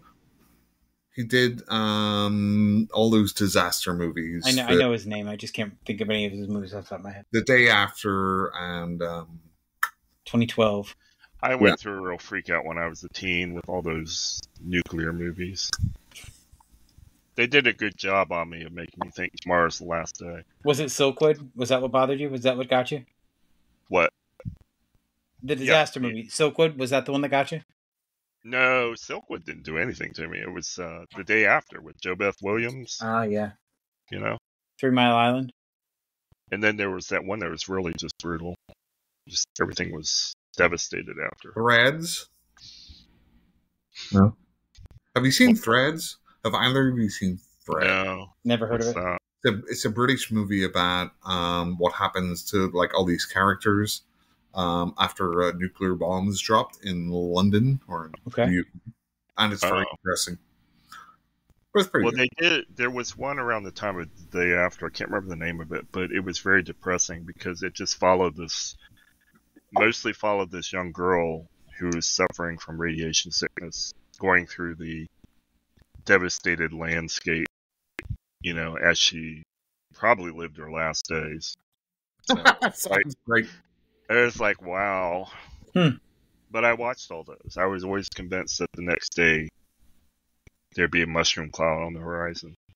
Well, I mean, that could happen any day now, too. So. Yeah. Right. But anyway. Well, the one I was going to say that I haven't seen, I was waiting for Cassandra to come on because she would definitely get all over me about this. My Fair Lady. I'm gobsmacked, as Mark would say. Why? Because I should have seen it, or just because it's a classic. So I figured most people of our generation would have seen it. For some reason, she's like been all over me. Like, you got to see that. I mean, you could read Pygmalion and it would be better, but it's still I like the movie. Okay. So, just a confession here. Jeff, are you sitting down? I'm sitting down, Okay. glued to my chair with sweat. I have never That's too much. seen Buffy the Vampire Slayer, the TV series. Oh my god! I avoided it for 3 years. So Okay, Jim, on or off with that? sorry, what? Are you on board with it or not? No, I'm on board. I'm on board with it. Okay. I really loved the movie with Christy Swanson. So Yeah. I thought I was really I was not happy with the tonal shift, and I wasn't willing to give it a shot. But once it got into season 3, and I finally decided to, I loved it. Yeah. So what gets me, Mark, is I can't get you to just watch one fucking episode. I just give it a try. Did you see Chrissy? Chrissy finally watched all of in our group. She finally watched. And I really like Sarah Michelle Gellar too. So. And then she's even watching Angel now. Who? Chrissy from my group. That's so. Awesome. Jeff, I believe you're a little bit of a sci-fi Anglophile. Recently, you're a big Doctor Who fan. Oh, not recently, since I was like a kid. I watched Doctor Who when it somehow aired in the U.S. when I was a kid, and I got to see the original Doctors. So which Doctor was it? Tom Baker? Saturday mornings. They would have like an episode, and you have to wait till next Saturday to see the next episode. Tom Baker? Was that the first one, or who was your first? What's funny is I don't think I saw Tom Baker when I was a kid. I didn't see him until my college years. So was it Pertwee? So it was Jonathan Pertwee mostly, and Joe Grant. I will never forget seeing the flower spit plastic over her mouth to suffocate her, and then to my memory, it ended, but it didn't. I've seen it since then. I thought that was a cliffhanger. Yep. Sorry, as a child, it terrified me that this cute chick was getting suffocated. By smelling a beautiful flower. It sounds like the start of a serial killer's experience. So Blake 7, right? So right. Have you watched Terrahawks? No, that doesn't sound very good. No, it is very. So there's a lot of involved with it. Huh? Is Terry Nation involved with it? No, it's Jerry Anderson, who did like a lot of the episodes. They did a lot of puppet sci-fi stuff for like kids, but I'm not into all that. I watched it when I was a kid, that kind of stuff. Like, have you watched Quatermass in the Pit? I love Quatermass in the Pit. Well, wait, are we talking about the movie? Yep. Or the series. The movie I love. I don't know that I've seen the series. The series is good too, but it's very long. Because they get pedantic or pedantic. Pedantic. Alien versus pedantic. I've never seen any of what you guys are talking about this last 5 minutes. Yeah. But back to Buffy. Yep. How do we get Mark to watch an episode? I think he should watch the episode with Der Kinderstadt, because that was my favorite. Maybe we'll start a GoFundMe. You're talking about, was it Hush? Was that the name of it? The one where they're in the kids' hospital? Oh, I know. Yeah, like the gingerbread type story. I think that would hook him. What about the one where her mom dies? Oh my god, that's just never seen it. That will really tear you up. It won't tear you up, but no. Personally, I like the Ben and Glory stuff. I liked the character of Glory, but I did not. I sort of fell out of favor with the series when Drusilla sort of became sane, because I loved her when she was unhinged. Oh, see, yeah, this is turning into a Buffy podcast because I could talk all day about, you're right, Drusilla. So moving along. Yeah, move us along. Mark, why don't we get to what we've watched? Well, I just want to bring up two things. Oh, good God. We still this up. So, Christopher Nolan. What are your thoughts about Christopher Nolan, both of you guys? I don't have an opinion one or the other. Don't really care for his stuff. Don't care to watch it. So, well, no. So you do have an opinion. No, I just really don't. I don't. I'm generally. I can't think of anything that I've seen that he's done. So you haven't seen The Dark Knight? I have not. Holy I'm a bit of an M. Night Shyamalan type viewer of his. I'm skeptical. When I saw Inception, I was like, what the fuck is this movie? Oh, I did didn't like Inception. I did not. I did. I love The Dark Knight. I didn't really care for the first two that much. Now, Batman Begins is kind of a bore. But the third one, I Yeah. just saw recently, they had it in the theater. Kind I of just a mess. loved it. Huh? What, the third one with Bane? Yeah, I loved it.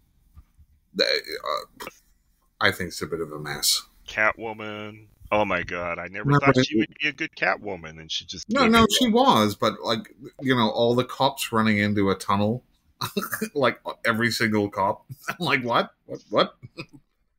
Doesn't make any Well, sense. I mean, if you want to be logistical about it, But so I was going to bring up two things about Christopher Nolan. I watched Tenet. Have you seen Tenet? Tenet, I didn't like. I thought, oh my god, he's crawled so far up his own ass that he can't get it.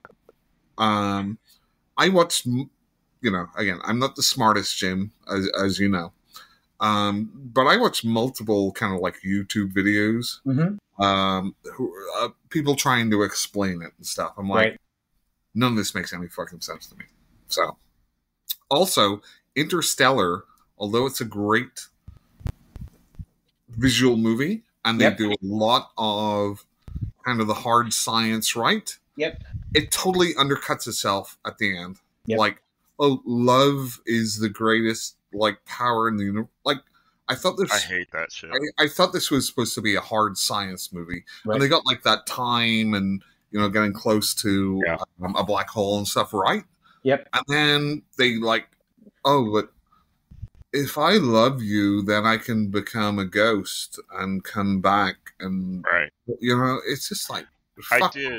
I did like Interstellar. I'm glad you brought that one up. I was pretty surprised. Apart from the end. Whole movie. Apart from the end. Right. And then he goes to see his daughter or whatever, and she's really old. And she's all like, I've got my own family now. Fuck off. He's dying. I know, that was great. You guys need to do a podcast about where love conquers all in horror movies. I mean, how many times has that trope been used? Ugh. Oh, me too. I'm just like, stop. So you're talking about grotesque again? I don't think so. Well, that is all about who loves each other more. Well, that's what and he definitely showed it by getting his intestines hooked out of his anus, hooked up to the wall, and then has to walk towards the girl and pull his own intestines out through his butt. Jim? I got nothing. That's Jim, if you've never seen Grotesque, never seen it. If that's not love, what is? Have either of you seen In a Violent Way yet? In a Violent Nature? No. Then I can't talk. You can talk about it. It's not going to bother me. About it, so without spoilers, but yeah, I mean, I can talk around it and everything. But I know the premise. I know that there's supposedly one scene that is one of the most brutal kills that's been put on film or whatever, but I have not seen it yet. I'm not that influential that I can get a screener. So, did anybody see the remake of Suspiria in the theater? Yeah, it was garbage. Not in the theaters. Yes, I did. You know the scene where, in the beginning, the one girl, the dancer, twisted and crunched into like nothing, and her bones get snapped and everything, as the other one dances in the room. There's a scene in a Violent Way that reminded me of that. And when I went to see Suspiria remake in the theater, people were like almost getting up in their seats. They were so freaked out seeing the bones twisted and everything. In a Violent Way has some scenes like that, and it's probably one of them is definitely the one I think you're referencing. Yeah, I'm sure. I thought people along the way in the theater I was sitting in, I could almost sense them all climbing up in their seats to get away from the screen. So I was kind of interested in it, and then I read some stuff about it. Yeah, and it's like, oh, it's very kind of like arty, and it's, you know, it almost seems like a walking simulator. Yeah. I wouldn't call it arty, but that might be what they thought they were doing. Well, I mean the way it's shot. Yeah. I mean, I just don't think that the POV shot is going to be for me, to be perfectly honest, because I know that you can always hear the victims off on in the background or whatever. Like, they're never truly off screen because of all the sensory input. But sensory input doesn't stimulate me. I need to see it. Well, I don't think it's POV, right, Jeff? It is. Let me tell you, it's like really no different than Friday the 13th. It's right, just mostly sticking with the killer, but there are moments that it's with the victims. Yeah. So it's not honestly what I think they advertise it to be. Yeah. Is it? It's mostly what they advertise it And to that's was fair. Go ahead, Mark. No, go ahead. Like over the shoulder, like Resident Evil be. 4. It's not. It's not? Wow. It's from his back. It's not even that. It's from his back. Yeah, just like when Jason's walking through the woods. You're following this guy through the woods. Okay. Right. But I thought it was like, how do you see if it's just his back? The camera's on the guy walking through the woods. So it is a POV. That's not a POV to me. That's like a camera showing a killer walking through the woods. That's Friday the 13th shit. So it's somebody following him, essentially. The camera's behind him, like somebody's walking. Following him, but just to show him moving. And then, but there are even moments where it switches perspective to the victims, right, dialoguing and stuff. So I was like, I'm not sure what's so phenomenally different. It's mostly him that we're with. But the problem I had, no spoiler, but the problem I had was the dialogue was very bad. Yeah. The character dialogue. I had no issue with any of them getting killed. And what I think they're trying to promote is, oh, they show them from his perspective. I'm like, no, this is their dialogue. They're having shitty dialogue. Not even sure the performances were all that great. And then that's kind of like it. It's like, but the kills are, to me, it was probably the most brutal since Texas Chainsaw Massacre as far as his. So half of it regarding him is great. It's cringy, like you want to kind of sink back in your seat. Right. I was not in a good mood when I went to see it, so I was kind of like very passive watching it, but I did see other people reacting. But you've got the other half, which is these victims. Right. And the dialogue is just so horrible. It's not even... Can you imagine Friday the 13th? You look at the dialogue there. That's like Oscar caliber next to this movie. Oh, that's terrible then. I mean, I'll see, we'll see what you guys say. I'm sure it'll be on Shudder soon. So. I'm sure.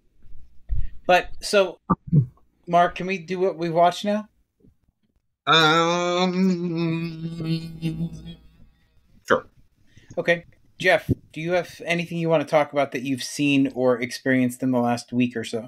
Oh, yes. Wow. That's kind of as soon as we get off, I'm going back to watch the next episode. X-Men 97? Nightmares and Daydreams. Oh, how is it? I haven't watched it yet. Oh, my God. Okay, have you watched 30 Coins yet? Yeah, Ray loved that series. So, it's on that level for me. Okay. Maybe more so. But, yeah, it's an anthology series. Okay. And I watched the first episode last night. I said, I'm not going to binge this. I'm going to watch it. I watched that, and then I watched the first episode of Boys, the new season. I will warn you about the second episode of The Boys has a lot of dong, just so you know. Oh, yeah, that's my criticism of that series. It's too much of that shit. Jim? Yep. Too much dong? Too much dong. So that's it's just that they do it to do it. There's no real story context. So, I mean, in that... Well, I'm sorry, I don't mean to cut you off. We'll talk about it, because I've already watched it. Well, I was just going to say, in the context that you're going to see it in the second episode, it makes sense. No spoilers. Like, it's not just thrown in there to be dick on screen. Like, there's a reason that all of a sudden the guy's naked. But if it's a relationship, that's fine. The Boys has a lot of penis throughout the first three. There's been a lot of series that have a lot of penis in them lately. Like, Ray watched this show called The Righteous Gemstones, and I was amazed at the amount of penis shots in that movie. I actually think it's pretty funny. I have got no problem with some guys lying there. Who cares? Yeah, no, I don't either. I just thought The Boys was going every season, I think the last season, the one before, it was opening with some really bizarre sexual thing with the soups. And I was like, I don't care about this. Right. So, anyway, but Nightmares and Daydreams. So the first episode, there's like nothing about that first episode that's bad. I put a post up in the group. I said, roll your sanity check because it's just madness. The structure that they have in the show that's showcased is beautiful. It's perfect. And then the story, it's like a movie, a great movie that you've seen. And where it goes is just like really wild. Hey, Jeff, I keep hearing you mention this group. What group are you talking about?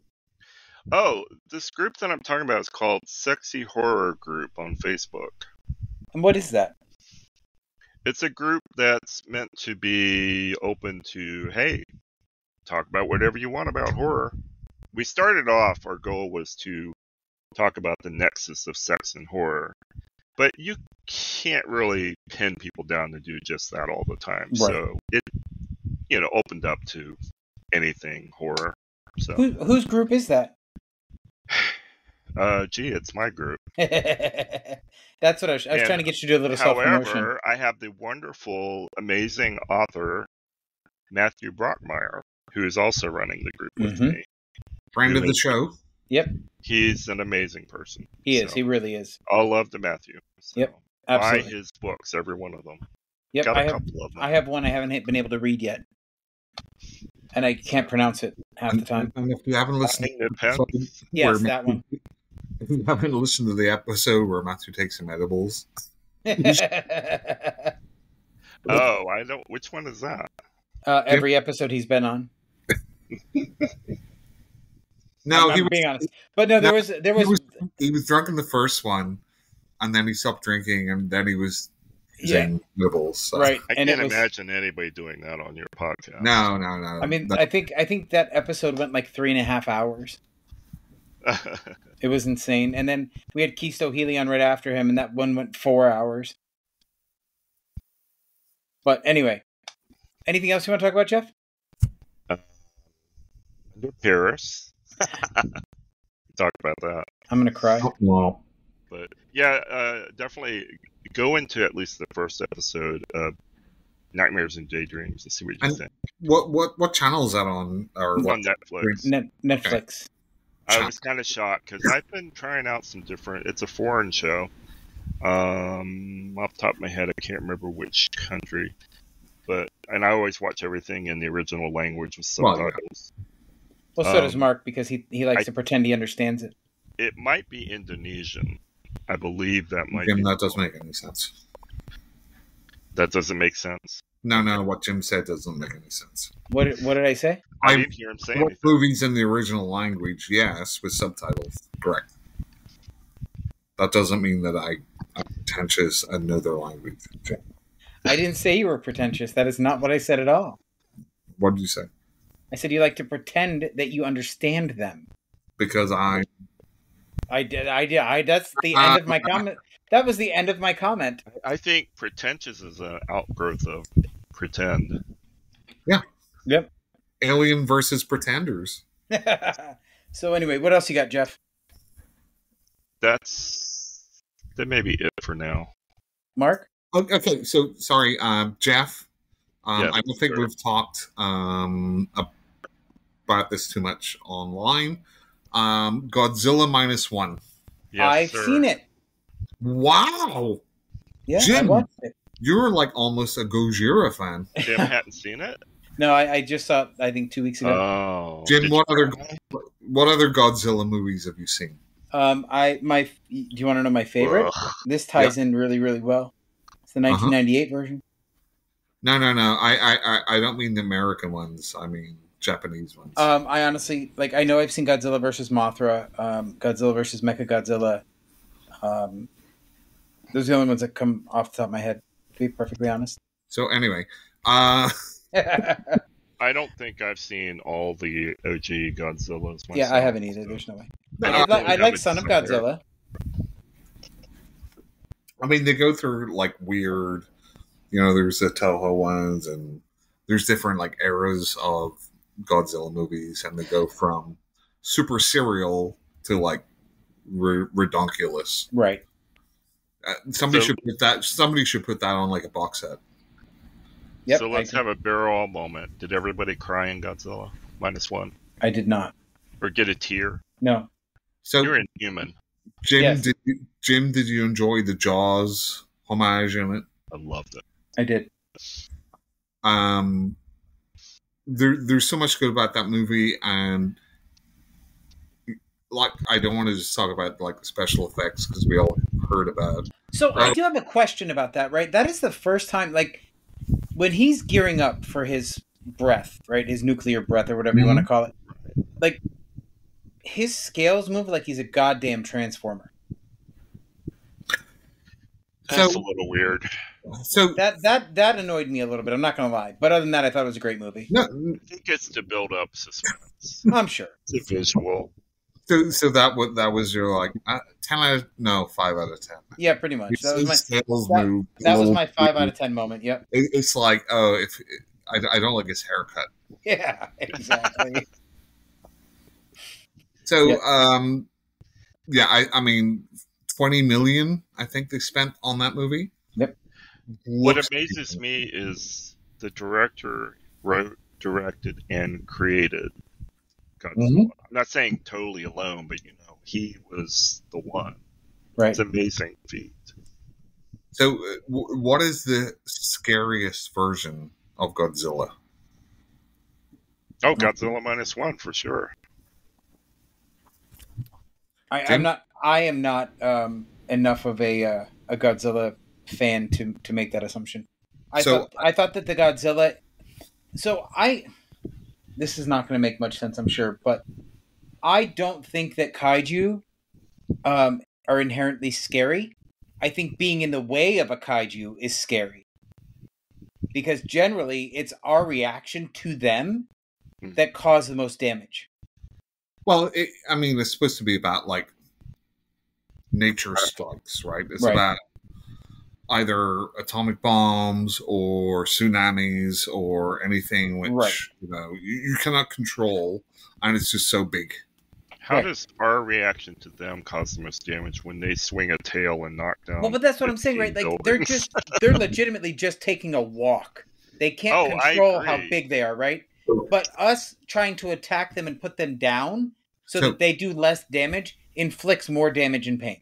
Right. I watched it with family, and again, when I was back east recently, they had never seen it. And when Godzilla was getting shot at and stuff, I was like, oh, poor Godzilla. And everybody's like, what? And I'm like, yeah, because he wasn't even that big. He was on his own island. Right. His own digs. Mankind made him gigantic. Yep. What choice does he have? He's roaming the earth. Right. Right. So there's like 3 types of Godzilla, right? There's the evil Godzilla, who's there to kill and destroy. Yep. There's the good Godzilla, which fights off other kaijus for the safety of the earth. And then there's the force of nature, right? Which is just neither good nor bad, amoral. It's just a creature being a creature. Yeah, it's just existing. I think the scariest version of Godzilla is Shin Godzilla. I love Shin Godzilla. I didn't see Shin Godzilla. So, like, Godzilla -1 has a little bit of an upper hand because he self-heals. Right. Right. But, like, Shin Godzilla, just even to look at him, never mind all the, like, lasers that fire at his back and everything else. But, I think he looks the most terrifying and could probably do the most damage. What I like about Shin Godzilla is what everybody criticizes it for. Is he starts off looking kind of goofy. Yeah. And he's not, It's like, wait till you see him get further. It's like you pet a dog that looks really cute and the dog snaps and bites your finger. Yeah. You thought it was this way and it's not. My dog does that. I mean, you can have like a parallel between like something like global warming or whatever, where first of all, it doesn't look that bad. Okay. But then as time goes on, it's getting worse. It's getting worse. Right. And finally, you have this like unstoppable force of nature. Right. So anyway, Godzilla -1, best movie of last year. If you say so. I think I would agree with you on that. So I can't think of I can't think of anything. Yeah, Jim, you said if I say so. So which movie that was released last year do you think was better than Godzilla -1? Actually, what's that? That might have been released in January. I was going to say Late Night with the Devil, but I think that was released in January. That was so good. It was. That's my favorite movie of the year so far. I honestly don't know off the top of my head, Mark. I'd have to think about it. Okay, so you're just throwing shade, talking shit as usual. No, I have nothing negative to say about Godzilla -1. I'm just not sure that I agree that it is the best movie of the last year. But I literally just asked you what was a better movie, and you said I would have to think of it. No idea. I'll be Jim. I can't think of anything. Godzilla -1. So we're all Godzilla +3 here. Yeah, bullshit. Yes. Jim, what does a -1 mean? I have no idea. Jeff? Oh, come on. It means they've been hit with the bombs and everything. Everything's at its lowest. Right. And then comes Godzilla. So everything goes below. You're beyond your worst state. Yeah. It's just a teaching lesson for Jim, so... You know what I thought was amazing about Godzilla -1? Shut your mouth. Me? Okay. Jim, don't talk to her. Not you, Jeff. I'm talking to Mark. I won't be back. Neither will I. What I thought was amazing about Godzilla was the restraint in storytelling.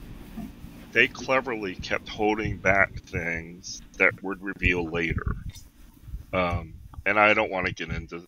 I guess I shouldn't spoil in case there's anybody who still hasn't seen it. It's kind of... But you know what I mean? There were things that you thought had happened, and later you found out they hadn't.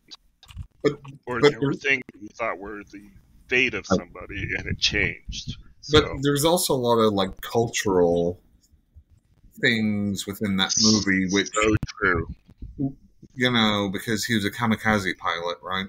Yeah. And if you don't know about it, a lot of them were not volunteers. A lot of them were brought into it, but he seemed like one that really, really bought into it. But he had the same sort of response that maybe a lot of people would have, is like, fuck no. But it also brings in the original Godzilla and ties it back with World War II. And yeah. Shin Godzilla was a political movie about information control. Godzilla -1 was a political movie that successfully communicated it in a way that Shin Godzilla didn't, I believe. So I think Shin Godzilla is more about administrative red tape. Exactly. And just inefficiency about solving a massive problem. Right. Because there's so many people involved. I think Godzilla -1 was much more of a individual story about one person and the people that he met, and his own guilt, and that's what drives him to go after the monster. If I have one criticism of that movie, spoiler for like 1 minute, I think that the ejection seat thing, that he didn't know about it. Like, it just happened. About it. What do you mean? So he knew about it. They went back and showed that he told him. Yeah. Right. So I think it would have been better because he knew he could survive it. Right. Just thematically, if he didn't. And he thought he was going to die, and the guy had forgiven him and set something up so that he would live. And that would be his redemption arc. But I think that was the thing. That guy learned it's not worth letting him die. He did tell him. Yeah, I get his arc, but I just think because it's the main character, I would have liked him to have given it his all. Right. And then the surprise would be, oh, the guy that hated me all this time allowed me to live. I think it's a lot to pack in and expect him to have lived all of a sudden. Oh, there's an injection. I mean, I think it was a choice that they made, and that's fine. Yeah.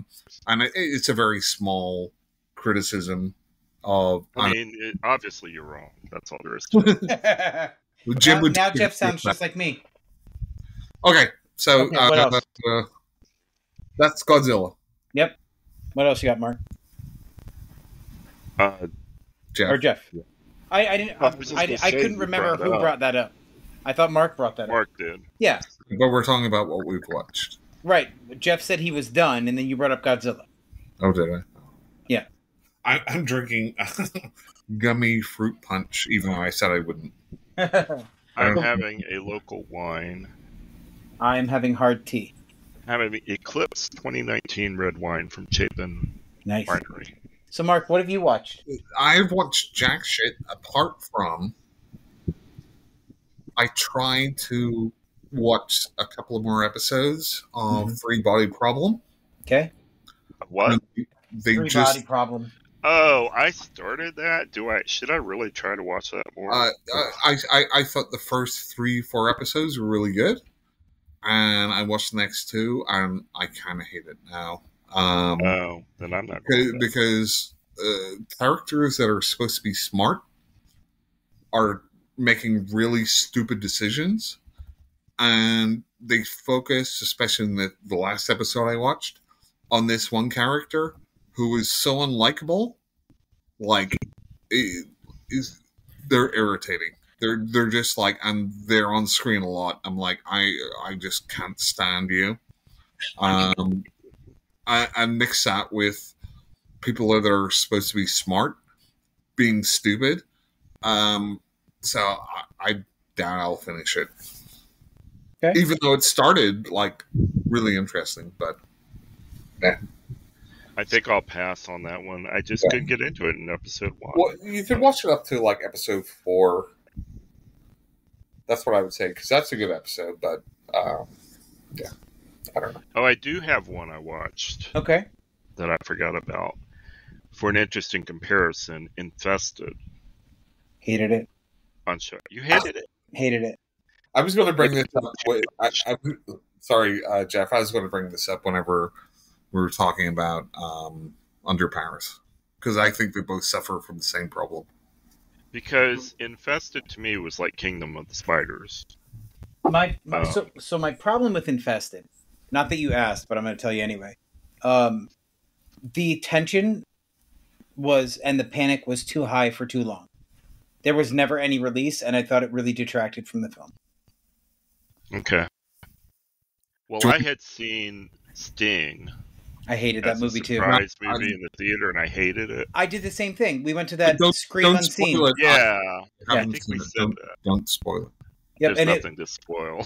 Yeah, it really, the entire... Well, I will say the third act was kind of fun. No, it wasn't. I think it was because you had a lot of references to the imagery from Alien, right?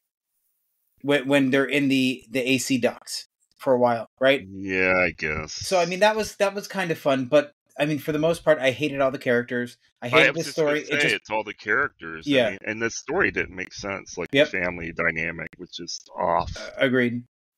It was just horrible. So then when I saw Infested, it was like a breath of fresh air. I disagree. Oh, good. They're just throwing it out and just going to do this, you know. If somebody told me that the same writer and director made Infested and Under Paris, I would totally believe them. Yeah. Infestus? Infestus. Is this the cherry stuff we're talking? Okay. It might be. Speaking of spiders, let me bring you to another one from the past you may or may not have seen that I have a special place in my heart for. Cobweb. I love Cobweb. I love the fairy tale dynamic of it. Yep, I agree. Did you see it, Mark? I don't think so. Is it Lizzie Kaplan? That's like a recent one, isn't it? Yeah, it's maybe 2 years old. That was in there. Yeah, Lizzie Kaplan and Anthony Starr. Starr. Her. Yeah, that movie just took you all over the place. You didn't know where it was going. Yeah, exactly. It got really bizarre, but in the best ways possible. It's everything I hoped Barbarian would have been, but it wasn't. But Barbarian was not. I'm going to talk. Barbarian makes me think of another one. A killer insect movie that nobody ever talks about, but is absolutely amazing. It is Phase 4. Never heard of it. I need to get that out and watch it maybe again. I think I watched it a million years ago. It's about ants that suddenly become smart, and scientists go out to try and figure out what's going on, and they have this big building, but the ants are maybe a little bit smarter than they are. Right. Really good. And it's based on a book, if I remember correctly. Yeah, it might be. And I guess the director never made anything after it, and he was like some sort of artist or whatever, but the movie is amazing. Jim, Phase 4. Never seen it, never heard of it. It's an intellectual ant movie. It's not Empire of the Ants. It's. I'm not opposed to Empire of the Ants. I enjoyed that. All right, well, you're not going to get Empire of the Ants. So Phase 4 almost feels like what's his name that wrote Jurassic Park? Crichton. Like he would have wrote it. Oh, I like Crichton, so that's good. Oh, now I remember when you said, damn, what was the movie you mentioned a minute ago, Jim? That had the tunnels underground, ultimately. Barbarian. I totally thought Cobweb connected with Barbarian. Or it's like somebody needs to put them together. Cobweb was everything I hoped Barbarian would be, and it just Barbarian for me never got there. Yeah. Barbarian's a great movie if you just took each half and made it its own movie. It's another one that's got like multiple movies in it. Right, but that tonal shift was a bit too extreme. Right. And the director said that, like, he had the whole first half as a short movie, and then he kind of made the rest up on the fly. Right. And you can really tell that. And I don't mind the second half at all, but it's like they're two totally different movies. Yeah, agreed. Stories. So let me bring up one that's worth a second watch if you weren't thrilled the first time. It Lives Inside. Never seen it. I haven't watched it the first time yet. I love it because it's another one of these movies with a different culture, you know. But it involves a demon. It's kind of like a J-horror movie, but it's East Indian. Yeah. So it's another one of these movies that's got like folklore involved and so forth. Right. And I just jump for those. If they're done well, I love them. So this one's pretty wicked. I agree. I don't think it'll get a sequel because I don't think it did the box office, but I could see a sequel. Yeah. So, Mark, what else you got? Anything? No, that's. I've been very distracted. Okay, well, I imagine you have been. Yeah. So I have a few things. So you guys know that I go live on TikTok with the Horror Movies and Shit channel all the time. And I found a new streaming service called Momitu. And Momitu is a lot like Tubi, kind of, where it's ad supported. You have to sign up for an account if you want to save your progress, that kind of stuff. It is a totally free service, but it has a lot of independent cinema on it. And I've watched several movies on there, and one of the movies I wanted to talk about is called Love Apocalypse. Okay. So this... I'm just... What? So this movie is about aliens that come down to Earth and start raising the dead. Oh, like Plan 9 from Outer Space. Wait, this sounds familiar, actually. Except it's all done... All the storytelling is done through the use of dolls. No, I haven't seen it. And I fucking loved every minute of it. It was terrible and bizarre in all of the best ways possible. Is it stop motion or It is is it like not. zombie? No, it's like... somebody. It's somebody holding a doll. Like you can see their hands holding the doll. Okay. But the voice actors are amazing. Like they're great. It was so weird in all the best ways possible, and I don't want to ruin it for anybody, but the motivation behind what's happening is just hysterical. So please, I think everybody should check out at least that movie. I did watch another movie on that same service called Mermaid Down, which I did not care for. It was a low-budget flick about a mermaid who gets caught in a fishing net, and somebody tries to rescue her after they've cut off her tail. It was obviously low budget. The acting wasn't bad, but the story was very weak. And what else have I watched this week? I rented a movie. What did we rent? That's all I can think of off the top of my head. So we can always talk more later. But I read a book. I read a book called Carnivores by K.L. Allister, who we were talking to a little bit earlier in the chat here. That book was exactly what it needed to be. We follow Connor, who is fed up with his job and really needs a break. And he goes to ask his boss for a raise because he's been so influential in earning the company money over the last year. And the boss essentially tells him to go fuck himself. So he breaks the guy's nose in front of the CEO. The CEO comes over to his house and says, I saw your ruthlessness and I want to invite you to become a part of my inner circle. And he gives him a huge pay bump, gives him all new housing, and then brings him into the world of what they call the executives. And the executives, in case you didn't know, are carnivores. They eat people alive.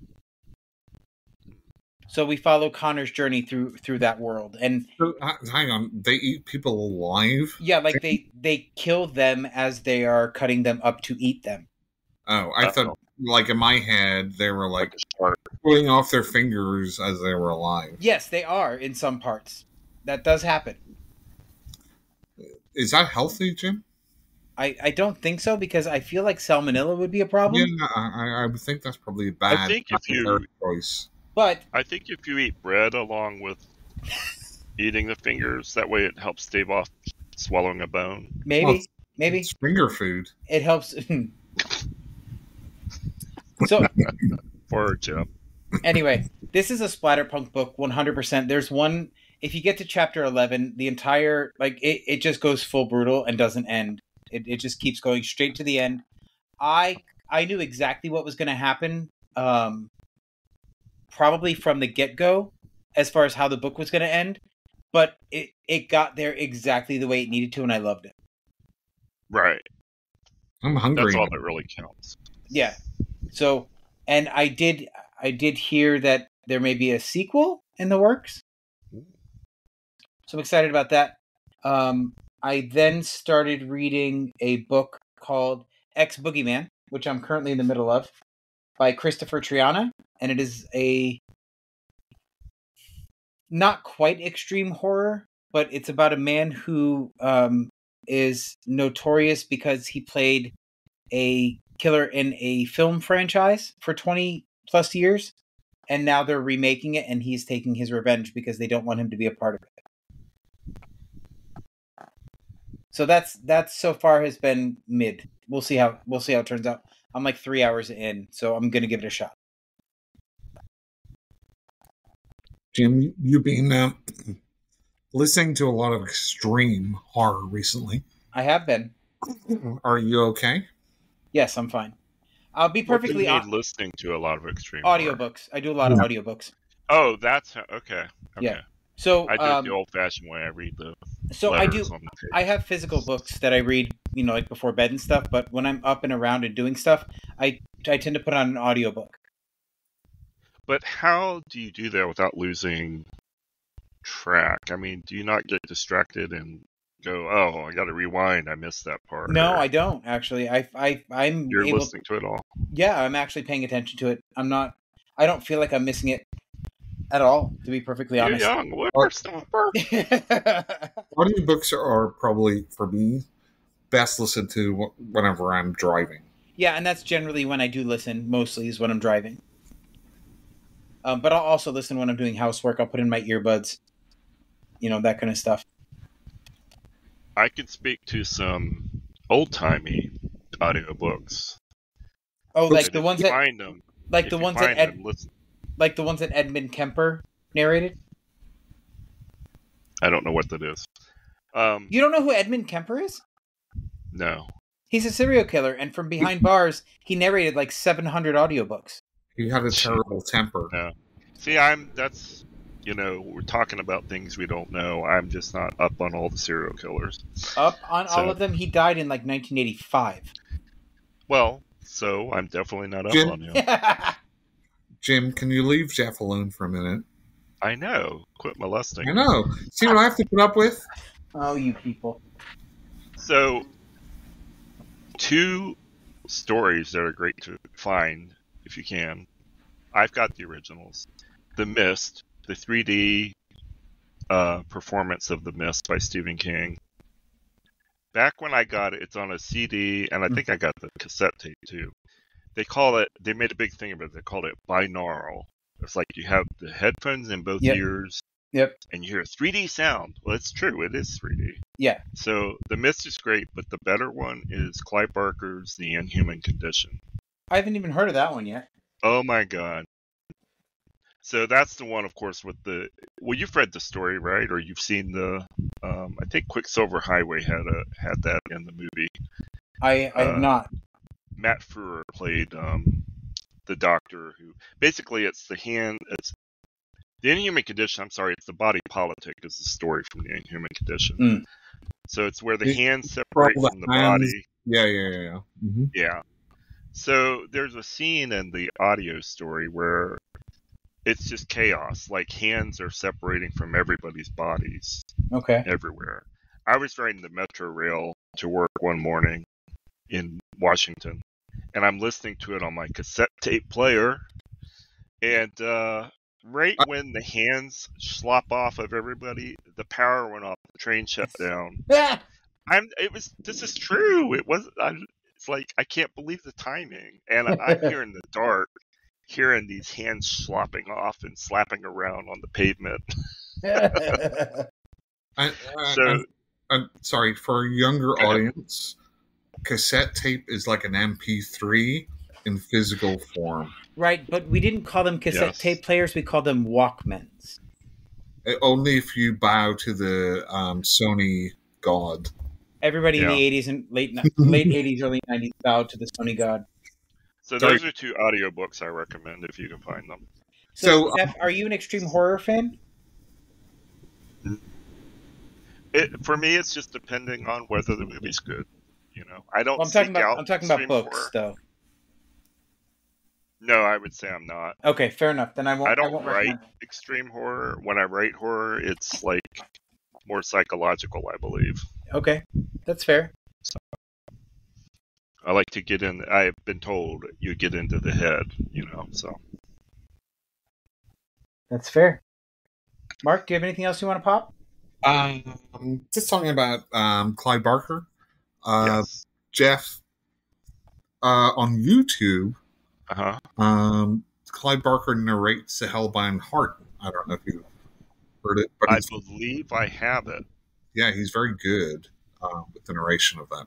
Speaking of Clive Barker, Mark, we're going to see him in October, aren't we? I've already seen it. Yeah, he's going to be at Spooky Empire. Oh. Yeah. No, I'm going to fly down to Spooky Empire and meet you guys. You should. Absolutely. I met him last time he was there. I met Clive Barker once, and it was not a good thing. Clive Barker was fine, but I went with a friend who introduced me and said, his writing is even better than yours. I was like, you know what? Shut the fuck up. She's no longer a friend. She's not been a friend for a long time, but it ruined my whole meeting with him. And I have one picture, and it's of her with him, not me with him. So if it's like last time, Jim, he had a whole bunch of his art for sale. Right. Because they actually made like a little room for him Right. Within the convention space, it wasn't like a separate room. Right. They had this like little room, and he had all his art for sale, which I would love to get, but it was still expensive. Yeah. Yeah. But it wasn't too bad. It was like $300-400. But well, Mark, you need to start saving up for my next tattoo. Well, yeah.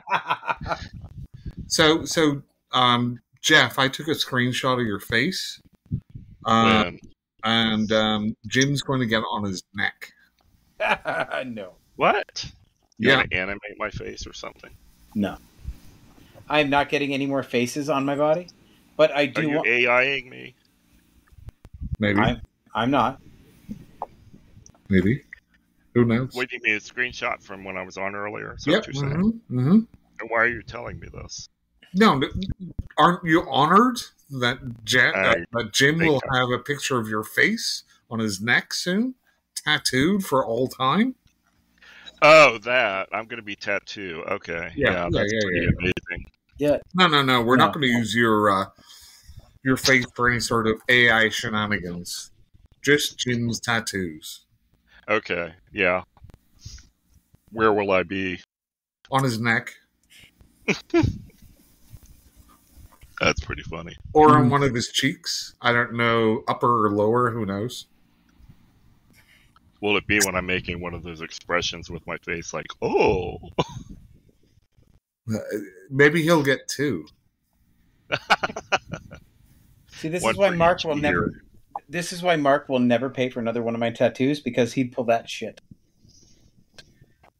Yeah, Mark. When are you getting a tattoo to match?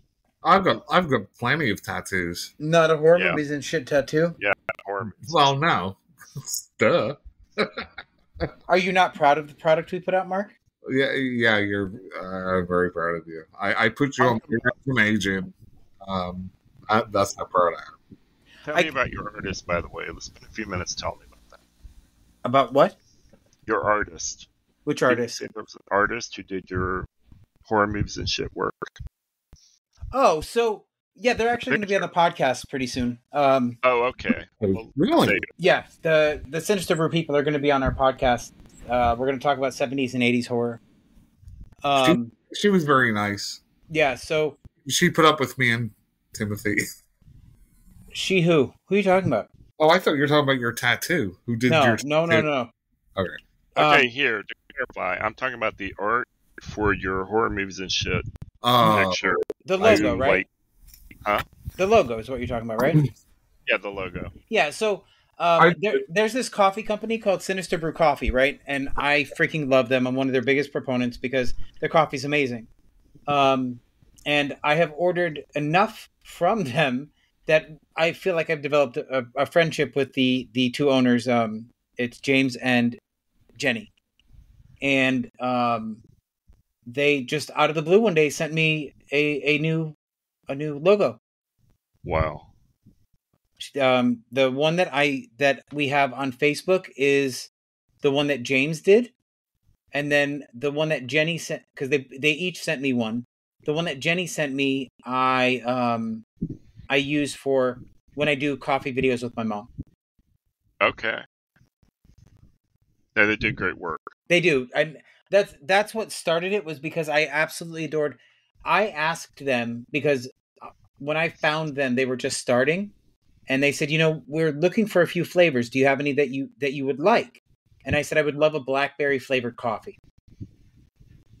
So they made a blackberry flavored coffee, and when I saw the graphic for it, I said, that's amazing. I need it on a poster. So they were kind enough to send me a poster, and I wrote back to them and said, you do realize that the word black is misspelled, right? It says the Bulkberry Monster. And she's like, oh my God, we'll get it out. We'll get it fixed right now. And she did. But so they sent me another poster in my next order with the correction. But like, they're amazing people. And right. I don't like, when you unbox their coffee, it's an entire experience, right? They have a personalized letter in there. Wow. It's packed with care. There's a wax seal on the back of their envelopes. It's amazing. And their flavors it's the best flavored coffee I've ever had. I'm not a coffee person, by the way. Jim, can you just hold off the advertisement until we get some funding? This is not an advertisement. I'm a customer. No, but I asked a question. He's answering it. He did. I do no paid advertising. I am just a genuine customer that loves their product. Don't be a dumb shit, Mark. Just say that now. Just what? For the funding, for our millions of listeners, that is a great ad revenue. Wait, I think you wanted me to repeat what I said. Oh, I said, don't. And I can't remember what I said. I said, don't, whatever, you dumb shit, Mark. I can't remember what I said, but dumb shit Mark was in it. So I say that quite often. So I said, don't be a dumb shit Mark. There you go. Well, I can't not be me. But are you taking some of those? It's all love, by the way. Are you taking some of those gummies Matthew sent you? No, God, I want to go visit Matthew someday. He's like right near all the shit I want to see too. So nice. I like Matthew. He's a great guy. No, I'm on the wine, but not. I'm not doing like last time. So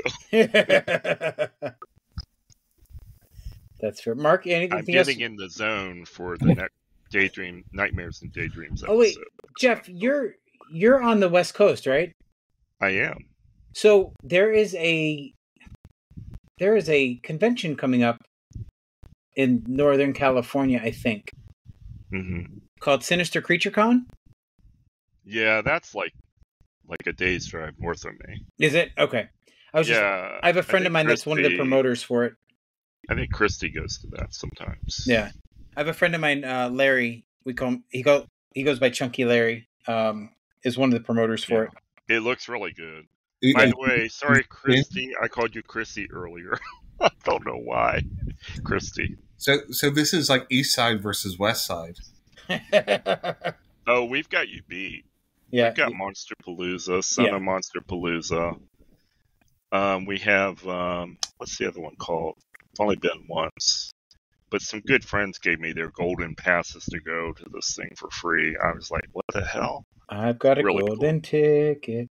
So we're probably going to sign off in a second, but Jeff, just give me your real quick thoughts about Taylor Swift. Go. Why did you bring Taylor Swift into this? I think she's evil. She's an abomination. I think she's a succubus. I think she's living off of all the songs she writes about her past loves, and that's how she exists.